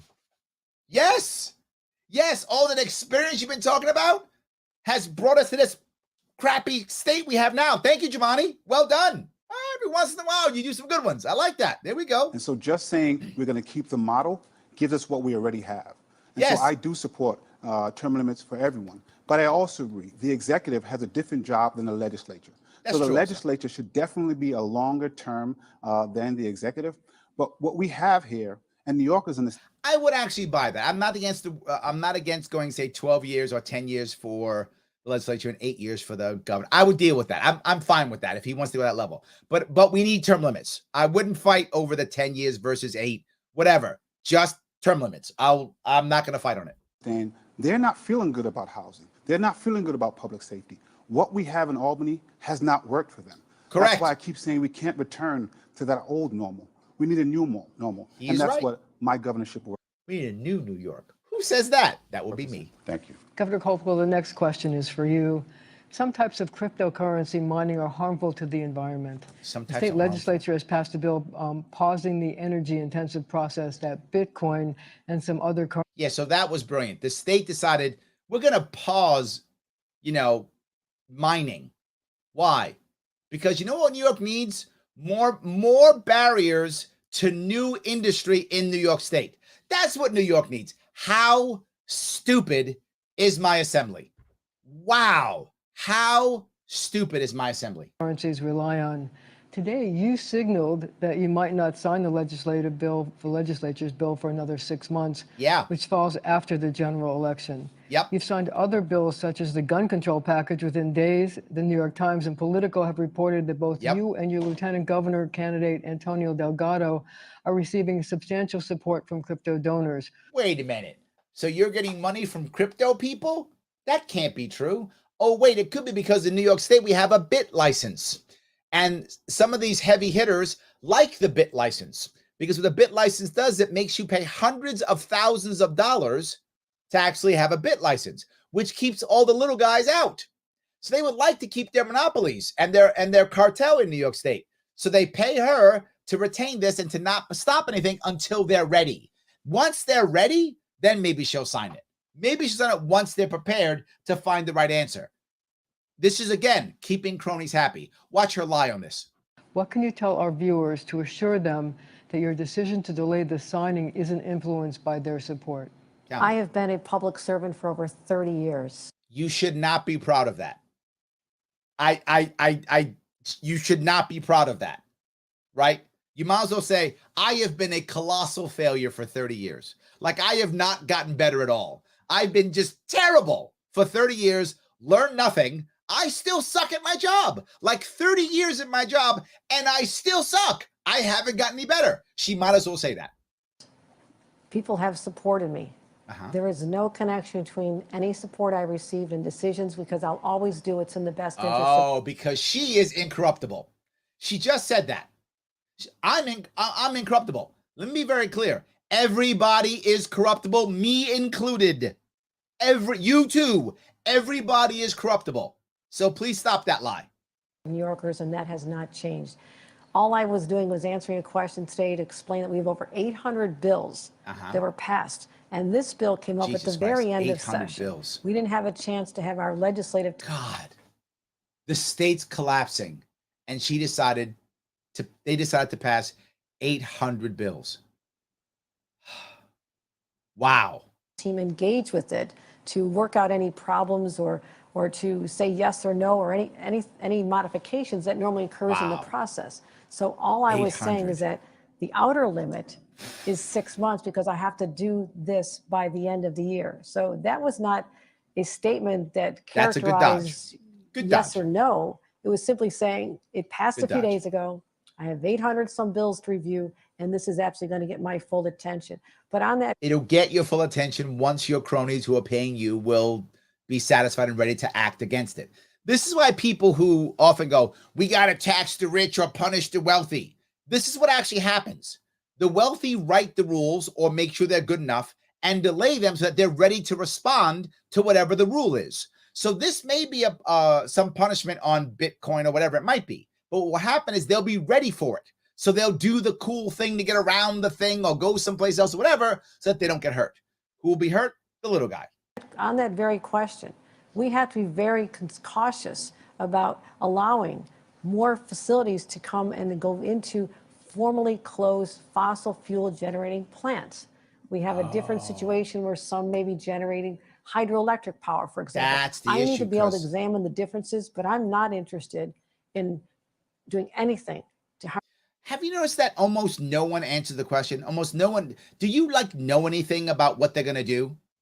No. Harm the environment, because I have the nation leading, most ambitious environmental protection plan, climate resistance plan in America, including a $4.2 billion bond act that I need the voters. See? I need all of you at home. $4.2 billion bond act to crush any chance of you having an affordable way of living in the state. To get out and make sure you vote for this November, Governor, your because our time's up. children's and grandchildren's lives depend upon it. It'll Mr. depend upon Suozzi. it. I just want to point out that when Governor Hochul was a member of Congress, she had a 50% rating from the League of Conservation Voters in her first year, 68% for her overall term. The lowest any Democrat in Congress has What today. does it have to do with cryptocurrency? She's talked about who she takes money from. She took money from the NRA. When she was asked, why did you take money from the NRA? Why did you vote with the NRA? Why did you get endorsed by the NRA? She said, I did it because I needed it for the votes in my district. Now, where's the principle in that? I don't. You know, I got to tell you, I respect the honesty on that one. I do. I respect the honesty on that one. I got the votes. I mean, it's crappy. He's right. There's like no principle at all. I get that. But at least she was honest on that one. Usually she doesn't even answer a question. This time she answered. It's 10 years ago. She wasn't savvy enough. She actually answered questions then. Now she won't. Understand that. As far as cryptocurrency goes and the effect on the environment, I want to point out that I was the New York League of Conservation Voters for all of New York State. So, but do you support the cryptocurrency bill? I support the idea of a moratorium, but I think it should have been shorter than 2 years. Mr. Williams. 2-year moratorium. Wow, because we have to recover. So let's stifle business. You know, I just want to be clear so New Yorkers understand. There is a through line between donations that were given during the Cuomo-Hochul administration to now. The Cuomo-Hochul administration. Boom, Jumaane punching, coming out swinging again. There we go. The Cuomo-Hochul administration. And what they're feeling. People in real estate who gave money, so now people are feeling the effects of eviction. 220,000 people are facing eviction of foreclosure. Climate change was big real estate is crushing this state. They are now the largest lobby in New York State now. Big real estate. They're making big dollars. They are 100%. An abysmal failure in this legislature. There is no money for the Climate Protection Act that was passed several years ago. We have been leading the charge to say we have to have a moratorium. As you mentioned, why would you not say, yes, I will do this in the next few days, even if you don't have time to do it now? And you cannot ignore the connection between money going to a candidate and them not doing what's right for something that's being banned in other countries. And by the way, there are other ways to mine for crypto. So this is not a moratorium on crypto. It's a moratorium on the worst way to mine. Okay. He's right about what he said about her. He's wrong on this. Just leave it alone. Places that are being allow for nuclear energy and this all goes away. Mr. Williams, Governor, okay. did you want to respond? Oh, I'm Just happy allow to for nuclear respond. energy. All goes away. There's a lot here. And I will simply you're really say, bad. I have been a public official for 30 years. You've been sucking for 30 years. Got it. I have You're bad at what you do. always acted and voted in the best interest of the people in my district. And my at this point now as governor of the state of New York, I will do whatever is in the best interest of the people of this state. And that Completely is not true. a hallmark of how I've conducted my entire public life. You are And the as I state's a said about disaster. The NRA, that is an attack from over a decade ago. What? She's right on this. The NRA attack, I'm going to give her credit on this. The NRA attack is an unfair attack. I'm not the same person I was 10 years ago. So I'm with her on this one. This one I'm going to give her. The NRA attack to me, not that I would carry the way. I mean, that's not my issue. But it is, the NRA attack is an unfair attack. It is 10 years ago. It's an unfair attack on her. People do change. I'm not the same person. My political views have changed in 10 years. I'm sure many of you have changed, and some of you haven't. But many of you, yeah, it's absolutely true. That is an issue. But she was lieutenant governor for, 7 years? What were you saying then? Your mouth was shut then. And I said, I represented a district back then that was very different, and I have evolved on that issue. And heaven help us if we don't get more people to evolve their positions and see the light of day after all these mass The 10-year shootings, thing's as well not as the fair. day-to-day There are shootings. many And that is reasons why I have to be made against public her. safety That 10-year ago thing job is not number a one, reason. to protect the health of the people, but also the safety of New Yorkers. And what we did yesterday, signing Job number one is health and safety. That's job, again, making this stuff up. 10 bills into law that people said could not get finished. 10 bills in the law that Jumaane Williams from the city says won't work. Are going to be an Democrat. important first start toward restoring people's faith that we will have the courage, the guts to lead, and that's exactly what New York did. We led the nation. Thank you, Ms. Hochul. This is from Mr. Williams. Should the state pay compensation to the grieving families of the more than 15,000 patients, I believe the number is, of nursing homes and long-term care facilities who died of COVID, their families say, due to state policies under the Cuomo administration? Now, that's a hard-hitting question. That's a tough one, right? I mean, Cuomo definitely did that. 15,000, you hear that? That's a tough one, right? I feel like the answer should be yes. It's a tough one. Our system is so bad and broken, they had no choice. I feel like I have to answer yes on this one, but I'm torn on this. The state put them into a spot that they shouldn't have been in, and it was Cuomo who did it. The reason why nothing's happening, well, is because of bigger issues than this, believe it or not.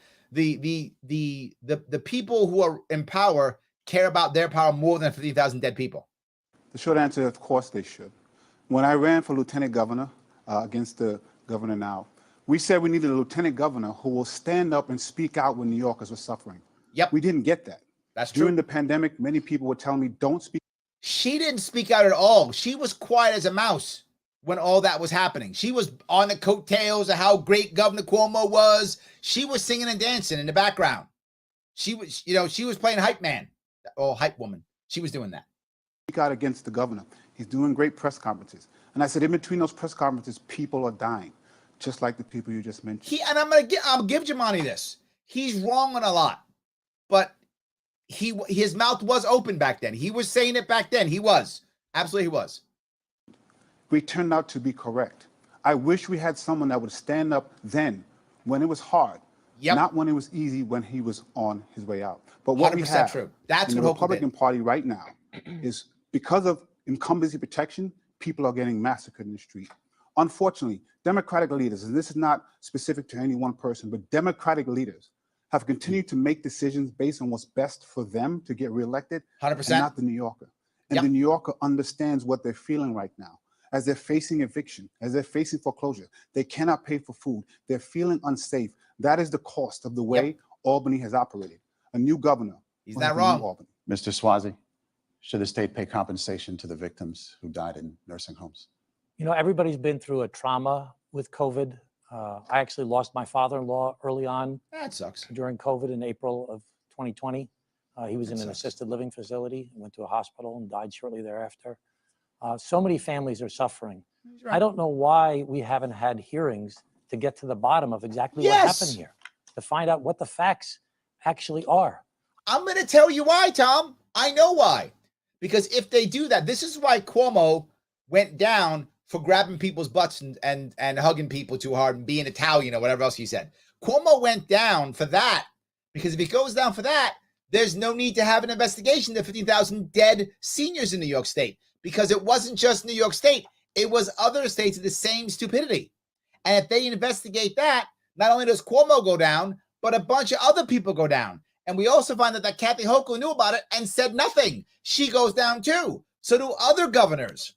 This is huge. That's why there's no hearing, or that's the reason why. They were like, oh, Cuomo was grabbing people's butts.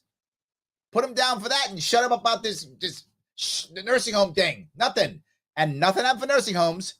Letitia James was like, I'm not saying I'm going to go get Trump. Letitia James started going after Trump. She was like, I'm not touching this. No one touched Cuomo. They just said, let's let him go away and no one gets hurt, right? That's what happened. That's the reason. If they do an actual deep dive, a lot of people go down and Hochul's hands are just as bloody as everyone else's. I don't know why the governor has not put together a committee to look at this so we could learn lessons from what we went through. Yep. Now, I know how desperate a time New Yorkers faced back in 2020, more than any other place in the country. I remember the picture on your news programs and others of seeing people lined up in the freezing cold with the rain coming down, people coughing on each other, trying to go get a test. And there were refrigerator trucks full of bodies. We have not learned the lessons from COVID because we didn't have a comprehensive plan to address Omicron back in November, December, January of last year. Yeah, we while the did. governor was Lock traveling everything the state down and doing crush fundraising. everyone. That was Ms. our Hochul, plan. Does the state owe those grieving families compensation? Dodge. My first weeks on the job as governor, Come on, I Dodge. brought in the families who are representing the voices of countless others who are absolutely Countless. devastated No. 15,000. You can count them. by what happened to their loved one in a nursing home because they Yeah, were you not can count them. protected. Weeks ago, I said, I want a complete analysis of what happened during COVID, the good, the bad, the ugly, and that includes nursing homes. So give us time to put together. Give us a time blue after ribbon. the election. After the election. And when I can figure out how to just blame Cuomo, then I'll tell you. Commission of people who are independent, not A commission of people. Don't I always say this? We're going to make a commission of people who are independent. Because, yeah, there we go.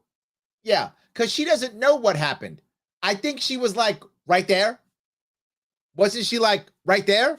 I think she has a clue on what happened. But we're going to get this independent commission, which she'll make sure her and her husband will take care of. And I'm sure it'll somehow say Cuomo's all by the himself. consultants who are advising the last administration.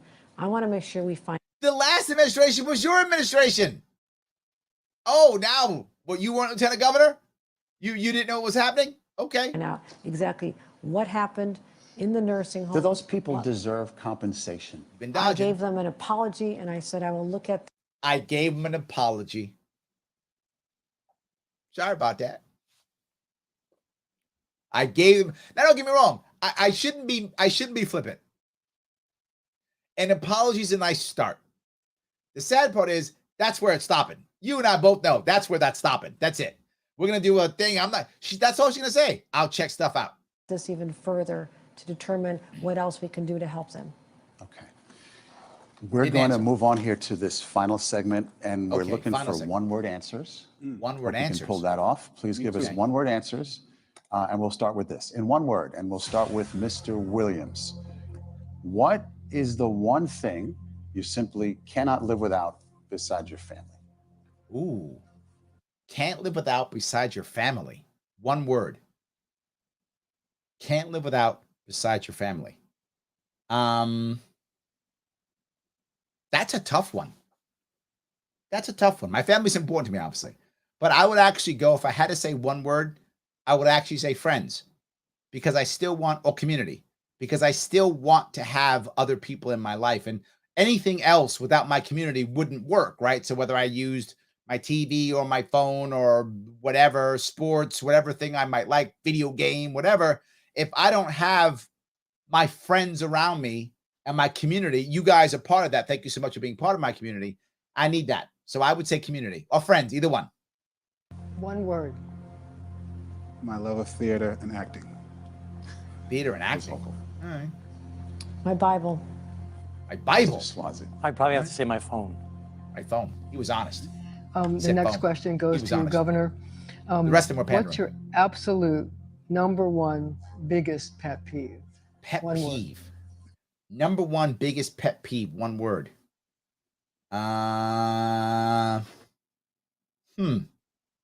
Hypocrites.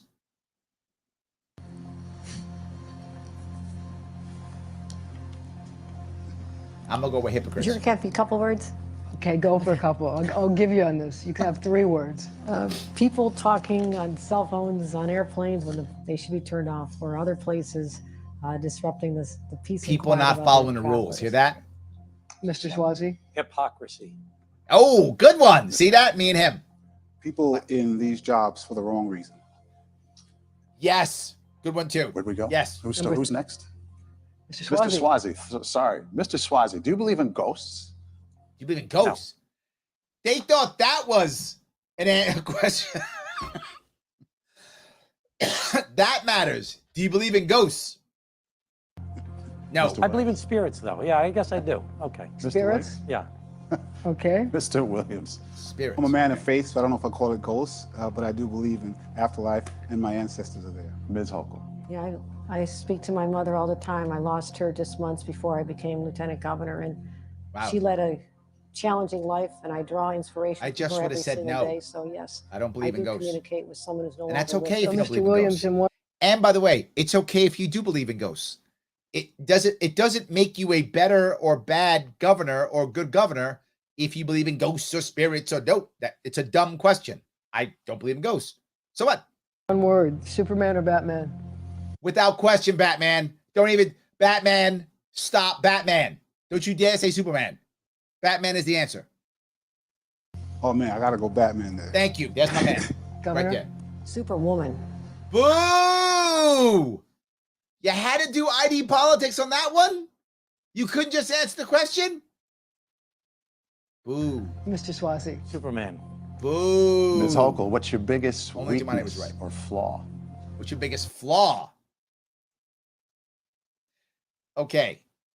They're going to do just like the cheesy people teach you in job interviews. Say I'm so perfect. I got to take care of everything. That's stupid out of a flaw versus giving a real flaw that's believable. What's my flaw? I have multiple, but I think my biggest flaw is I am sometimes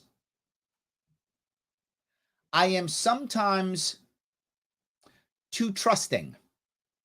I'll say that. I am sometimes too trusting to a point where I want people to be good and powerful and strong, and sometimes mistakes get made that shouldn't have gotten made. And I am prepared sometimes to sacrifice errors for people's growth, and that is not always the right answer. So I sometimes regret it. I am sometimes too trusting. That I think is a truth.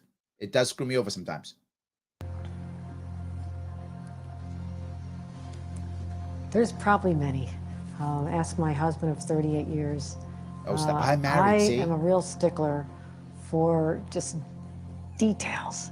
I'm always pressing people to give me more information, more. I feel for my staff because I'm always pressing them to give me more answers. Mr. Swazi. Cheesy answer. When I see a problem, I have to solve it. I gotta fix everything. One word. So she just had like 20 words. Okay, fine. Mr. Williams. Mr. Williams. Yeah, I said I have Tourette syndrome, ADHD. I have related OCD symptoms. So that can be good sometimes to focus. And I love my wife. I'm sure she may have some different stories. Wow, he literally said my problems with Tourette's is sometimes a problem. It's weakness. Well, Jemani, you're wrong on a lot, but you're a good guy. Yeah, we got to turn you, man. We got to turn you. You're a good guy, but man, just that stuff you went. All right. So, Mr. Swazi, okay. Name one place from your childhood, that you still wish still existed. There was a woods across from my house growing up where we used to make forts and things like that, and they built a new development there. From my childhood. Mr. Williams. I like the old Yankee Stadium because you could go by the bleachers and watch all the players come in and get signatures. When I was a kid, I got signatures of all the Yankees from the 70s. That's what I was, the old Yankee I Stadium. used to love going to Grenada to visit my grandmother. That house meant a lot to me. It's no longer there. Governor. Crystal Beach, an amusement park across the border from Buffalo that had an amazing roller coaster. I would say. Mr. Williams, what's your go-to karaoke song? I don't really do karaoke. I haven't done karaoke since I was in Japan. It's been that long. And I used to oh my God. Earth, Wind, and Fire. Yes. Do you remember the 23rd night of December? September. I forgot. Anyway, I forgot the words. It's been 30 years. But yes, that was my go-to back in the day. Earth, Wind, and Fire. Go-to karaoke song, it'll probably Maxwell, Pretty Wings. Can you sing it? Pretty Wings. See, I did a little singing. I did a little bit. Mine was bad. Sounds just like mine. it. Ms. Williams. Ms. Hochul, sorry.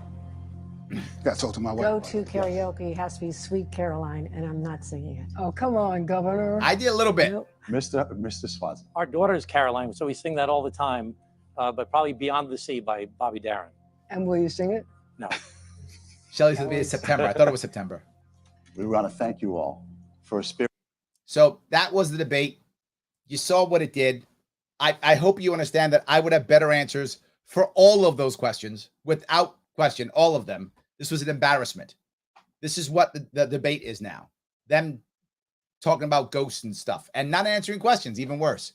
Guys, if you like that, like, comment, and share. And of course, please do me a favor.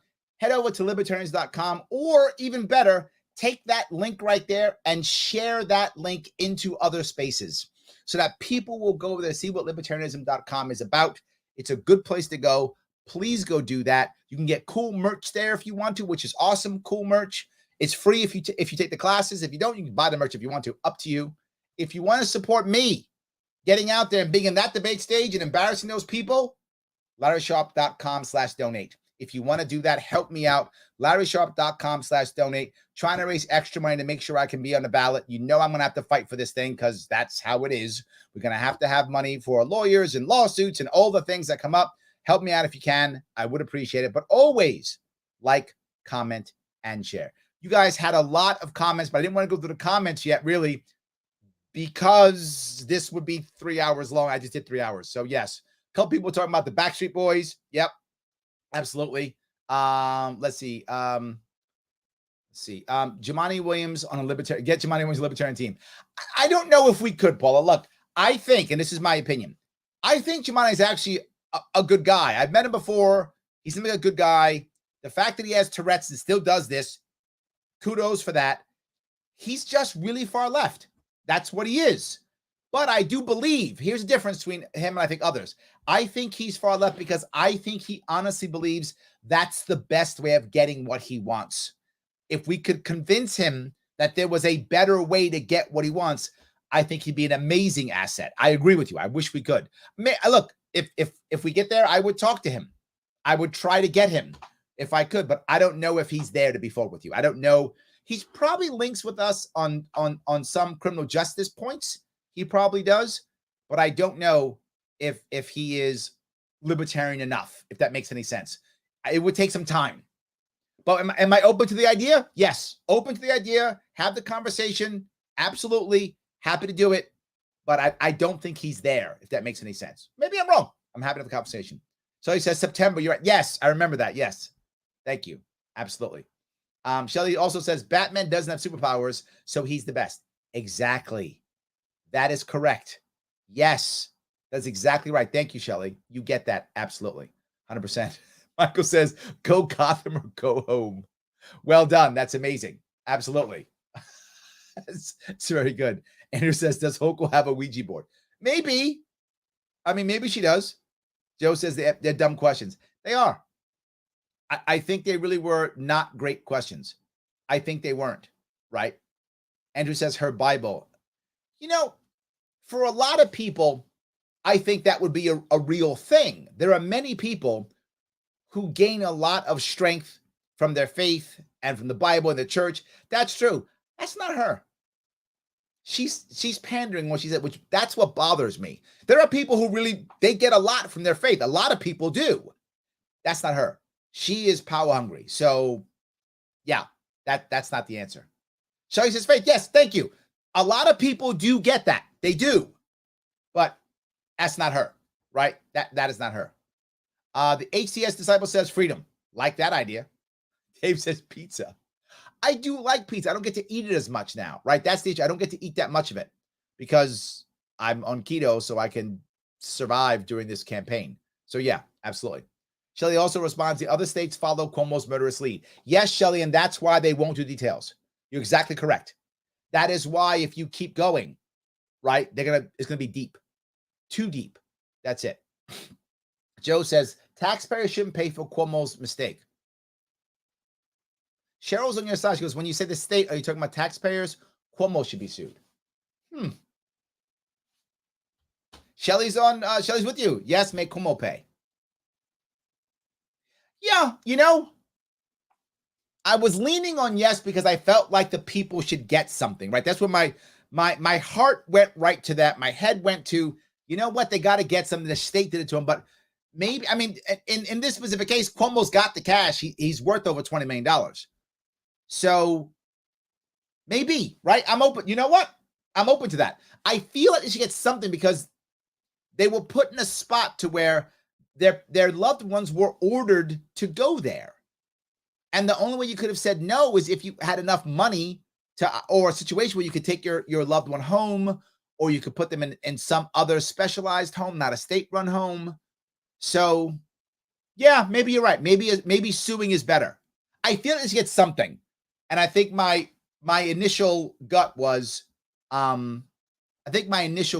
yes because of that. But maybe you're right. I think I'm open to the idea of Cuomo being sued instead. That may be a better one. All right. Look, I can change. I can do it absolutely. And I was just trying to think what makes the most. Yeah. Okay. Michael says, Larry, a pallet of ramen would corrupt me. We're all corruptible. We're all corruptible. We're all human beings. The question is, what's going to turn us, right? Cryptocurrency harms the environment. What they mean by this, Rocket Man, is that cryptocurrency can be very draining, right, on energy. So if we've got a bunch of coal-fired plants, then a lot of coal's used. That's what they mean by that. And my point is, none of this matters if you just get nuclear energy. Who cares? Nuclear energy, cryptocurrency away. Mine all you want. Who cares? Absolutely. Yes. So, all right. Let's see if I can go and grab a couple more of these if I can. Let's see. Paula says, would love to see Williams beat Kathy and you beat Williams. That will be great. But the odds of Kathy Hochul not winning this thing are slim. She is still the most popular of the Democrats in every poll of Democrats. She's still the most popular of the Democrats in every poll. She still has $20 million. So I think the odds of her losing this are slim. She is winning right now in every poll. I don't think she'll do any more. I don't think she will any more debates. She's done one. She's done. She didn't get beat up that badly. I mean, in my eyes, she did, but most Democrats won't see it that badly. So yeah, I don't think. I think she's about done. So yes. The Rocket Man says term limits in the Assembly and Senate. Yes, more importantly than executives. I think executives too, but they went the opposite. They were like, no, only executives. It's more important in Congress and the Assembly and the Senate. More important than that. Again, I think all of them, but if I have to choose one or the other, of course, legislature. Far more important than executives. We do get rid of executives. That does happen sometimes. We never get rid of our Congress people or assemblymen. I mean, oh my God, it's so rare. So yeah, absolutely. 100%. Trisha says, term limits, ranked choice voting, open primaries. Yes. What I call the BRO program, BRO. Easier ballot access, right? Ranked choice voting, open primaries, throw term limits on top. Absolutely. Yes. 100%. 100%. So Rocketman says, what about voter ID laws? This is the issue in New York State. Many people don't know this. In New York State, we actually have voter ID laws. The issue you find is many of the poll workers don't actually do what they're supposed to do. Some will. If you voted in New York State, as often as I've been voting in New York State for decades. If you go to the polls, it's hit or miss. Sometimes you'll find a poll worker who will ask you for ID and then look and check and make sure that it's the same person as you. They look for the signature and the thing and the picture. They'll do it. They're supposed to. Some will just go, find your name, sign. It all depends upon what poll work you get. It's very hit or miss. But we actually have voter ID laws in New York State. If you want to have better safer elections there, it's not about changing laws in New York State. It's about changing the actual people who are doing the work in New York State. Many people don't know that, but that's actually true. We do have voter ID laws in New York State. The issue is many of the poll workers, I shouldn't say most, depends on where you are. Many of the poll workers just go, whatevs. They don't care. Some will actually check. If you've done it often, you'll sometimes go there and remember, they'll ask for an ID. You don't have to have a driver's license, by the way. It's not required. An ID will work. A school ID will work. New York City hands out city IDs. If you don't have a driver's license, New York City will hand out an ID. You can actually go to the DMV and get a state ID that's not a driver's license. So any of those work in New York State. Any of the IDs to include state schools, school IDs will also work. So they will, and all those things will work. In fact, if you're in high school and you're 18, a high school ID will also work. So we already have it. The question is, as I say, if you want safer, better elections, the answer is not more laws in New York State.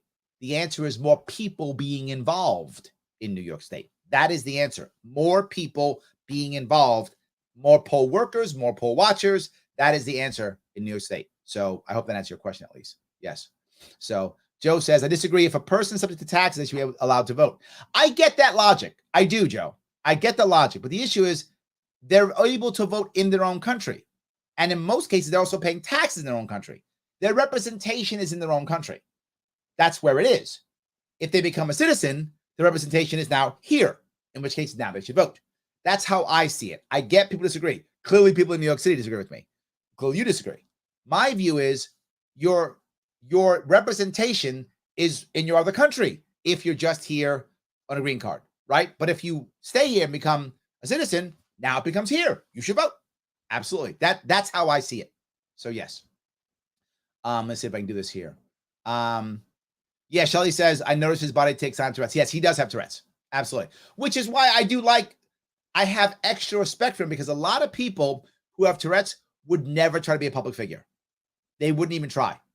He does. And I give him credit. Guy's got Tourette's and he's like, I'm a public figure. I don't care. I'm out in front anyway. Take me with my tics and all. Don't care. I respect that. I do. I always want to try all the time. I want to try my best to give credit where credit is due. So yes. Let's see. David says, I wish I could be a Democrat. It's so easy to control everyone else's lives except for abortion and require churches to perform same-sex marriage. You're not wrong. So yes, absolutely. All right. Let's see here. Dottie says, Uncle Joe is writing checks for Ukraine. Not anyone here in the U.S. We are not loaning his money. No. He's writing checks not to us. He's writing checks to the state. Right? He's still doing that, Dottie. He's still writing checks to New York State. He's still doing that. He's supporting Kathy Hochul. She is just spending a ton of money, and he is still writing checks to her. New York State is still, the federal government is still absolutely throwing money into New York State. They absolutely are. So yeah, absolutely. Yes. So David says, you know what she'll do when Uncle Joe stops the checks? She'll get her racketeering husband on it. You know what? Maybe. Maybe. Absolutely. Yes. So that's good. Let's see here. If I can grab a couple more. So many of these. I appreciate it. Shelley says, Cuomo used PSAs as free campaigning. Who will do the same? That's true, right? So the PSAs can be a bad idea, but of all her bad ideas, you know what? I'll take the PSA, right? I mean, if I got to choose of all her bad ideas, I'll take that one, right? I mean, I've got to decide level of bad, Shelley, right? I will do that. So yes. Brennan says, how can you eat spaghetti on keto?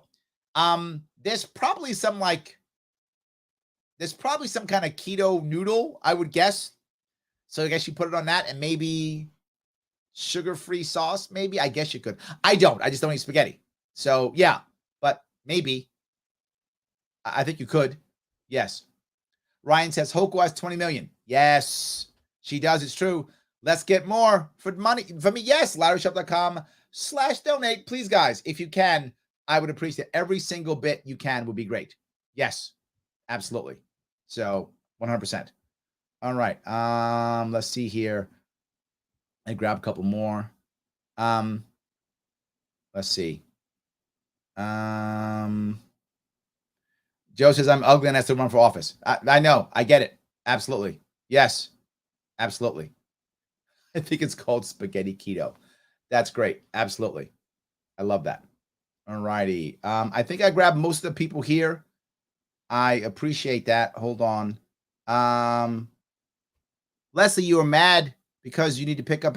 Okay. There are some people who are upset. Leslie, I hope you're still watching. You will be able to get payment. I've said it more than once. You guys blowing up my social media, you're just giving me more. I'm putting you up. You're just giving me more likes and more engagement. So I know you think you're somehow making me angry. You're not at all. You have to go through what I told you to go through.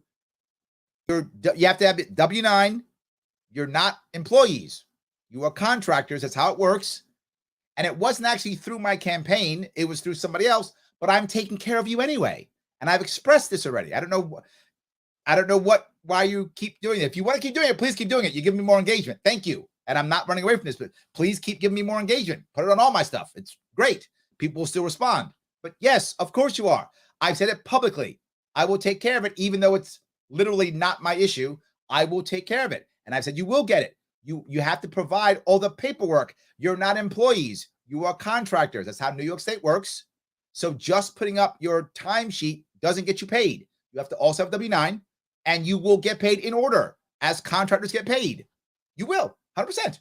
So if anyone's wondering, I guess people think they're employees and they get a weekly check or something. That's kind of not how that works.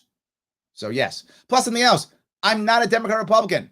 I don't have $20 million in the bank that I just throw at people, right? I don't have a system. My system is full of volunteers. So it's volunteers for people who are trying to do this, right? It's not a payroll, right? This is, you guys, two things. One, my team is full of volunteers. These are people who are trying to make things work. So they go out of their way, but they also leave. They get COVID. Things begin to fail. Absolutely. That's how it works. But you will be paid. But to be forward, this other people were asking, the people were actually, you don't get paid every week. That's not how that works. You get paid as soon as I can get the payment to you with the paperwork required. And it didn't go through me. It went through somebody else who was taken care of. That person didn't do what they were supposed to do. I am picking it up even though I don't have to. I'm doing it anyway. And I publicly said, I will take care of it. That's how it works. There we go. So if you want to keep posting, please keep posting. I'm not hiding from this. You know, people are like, oh, we're going to sue you. Sue me. Give me a W-9. You're a contractor. You'll get paid. Done deal. So if you want to, you can. Up to you. You do what you feel is appropriate. But if you want to keep going, go ahead. We'll take care of it. So, any case, yes. Terrence says one hell of a way to deal with an issue. Awesome. Yeah, I'm the guys. You know me well enough. I'm an open book. It's how it works. If I didn't want to pay them, I would tell you I wasn't going to pay you. That's what I would say, right? I would just tell you I'm not going to, but I am. But again, there is no. You'll get paid. If you want to get angry, get angry. It's fine. If it makes you feel better, do that. But it's not gonna speed anything up or slow anything down. It's not gonna happen. So enjoy whatever you like. Enjoy, do whatever you feel is appropriate. David says, my brother's a contractor too, and he isn't on payroll, and he is paid regularly. Yes, I'm a contractor. I get paid regularly. You have to submit, literally, you submit your W-9 and you submit your invoice and you get paid. That's kind of how it works. So yes, absolutely. Joel says you could volunteer your time to the cause. That she didn't have to. I'm not asking Leslie to volunteer. I'm not asking her to volunteer. She does not have to. I would love her to. Not required. She'll take care of that. Absolutely. David says, well, respect for posting that comment. Again, guys, I'm not running from this. You never see me do that, ever. You will never see me do this again, ever. Absolutely. Yes. All right. Let's see here. Let me keep going on here. I did the spaghetti. There we go. Shelley says spaghetti made with eggs is considered keto. There we go. Thank you. There's the spaghetti question. So there we go. There's the spaghetti question. 100%. I hope that answered that one. So let's see here. Any other issues or questions? There we go. I think we're good. Guys, I want to say thank you very much for this evening. I appreciate the butt, Larry, as always. I appreciate everything you've done. Please like, comment, and share. And of course, please support libertarianism.com. They are my sponsor of the show. If you want to support my campaign as I keep moving forward and helping to pay people like Leslie, yes, please donate. LarrySharpe.com/donate is always going to help me move forward, to move everything forward to the best of our ability. See if we can make change in this state. This is what's most important. Change in the state. That is what matters. Thank you guys so much. I will see you all very soon.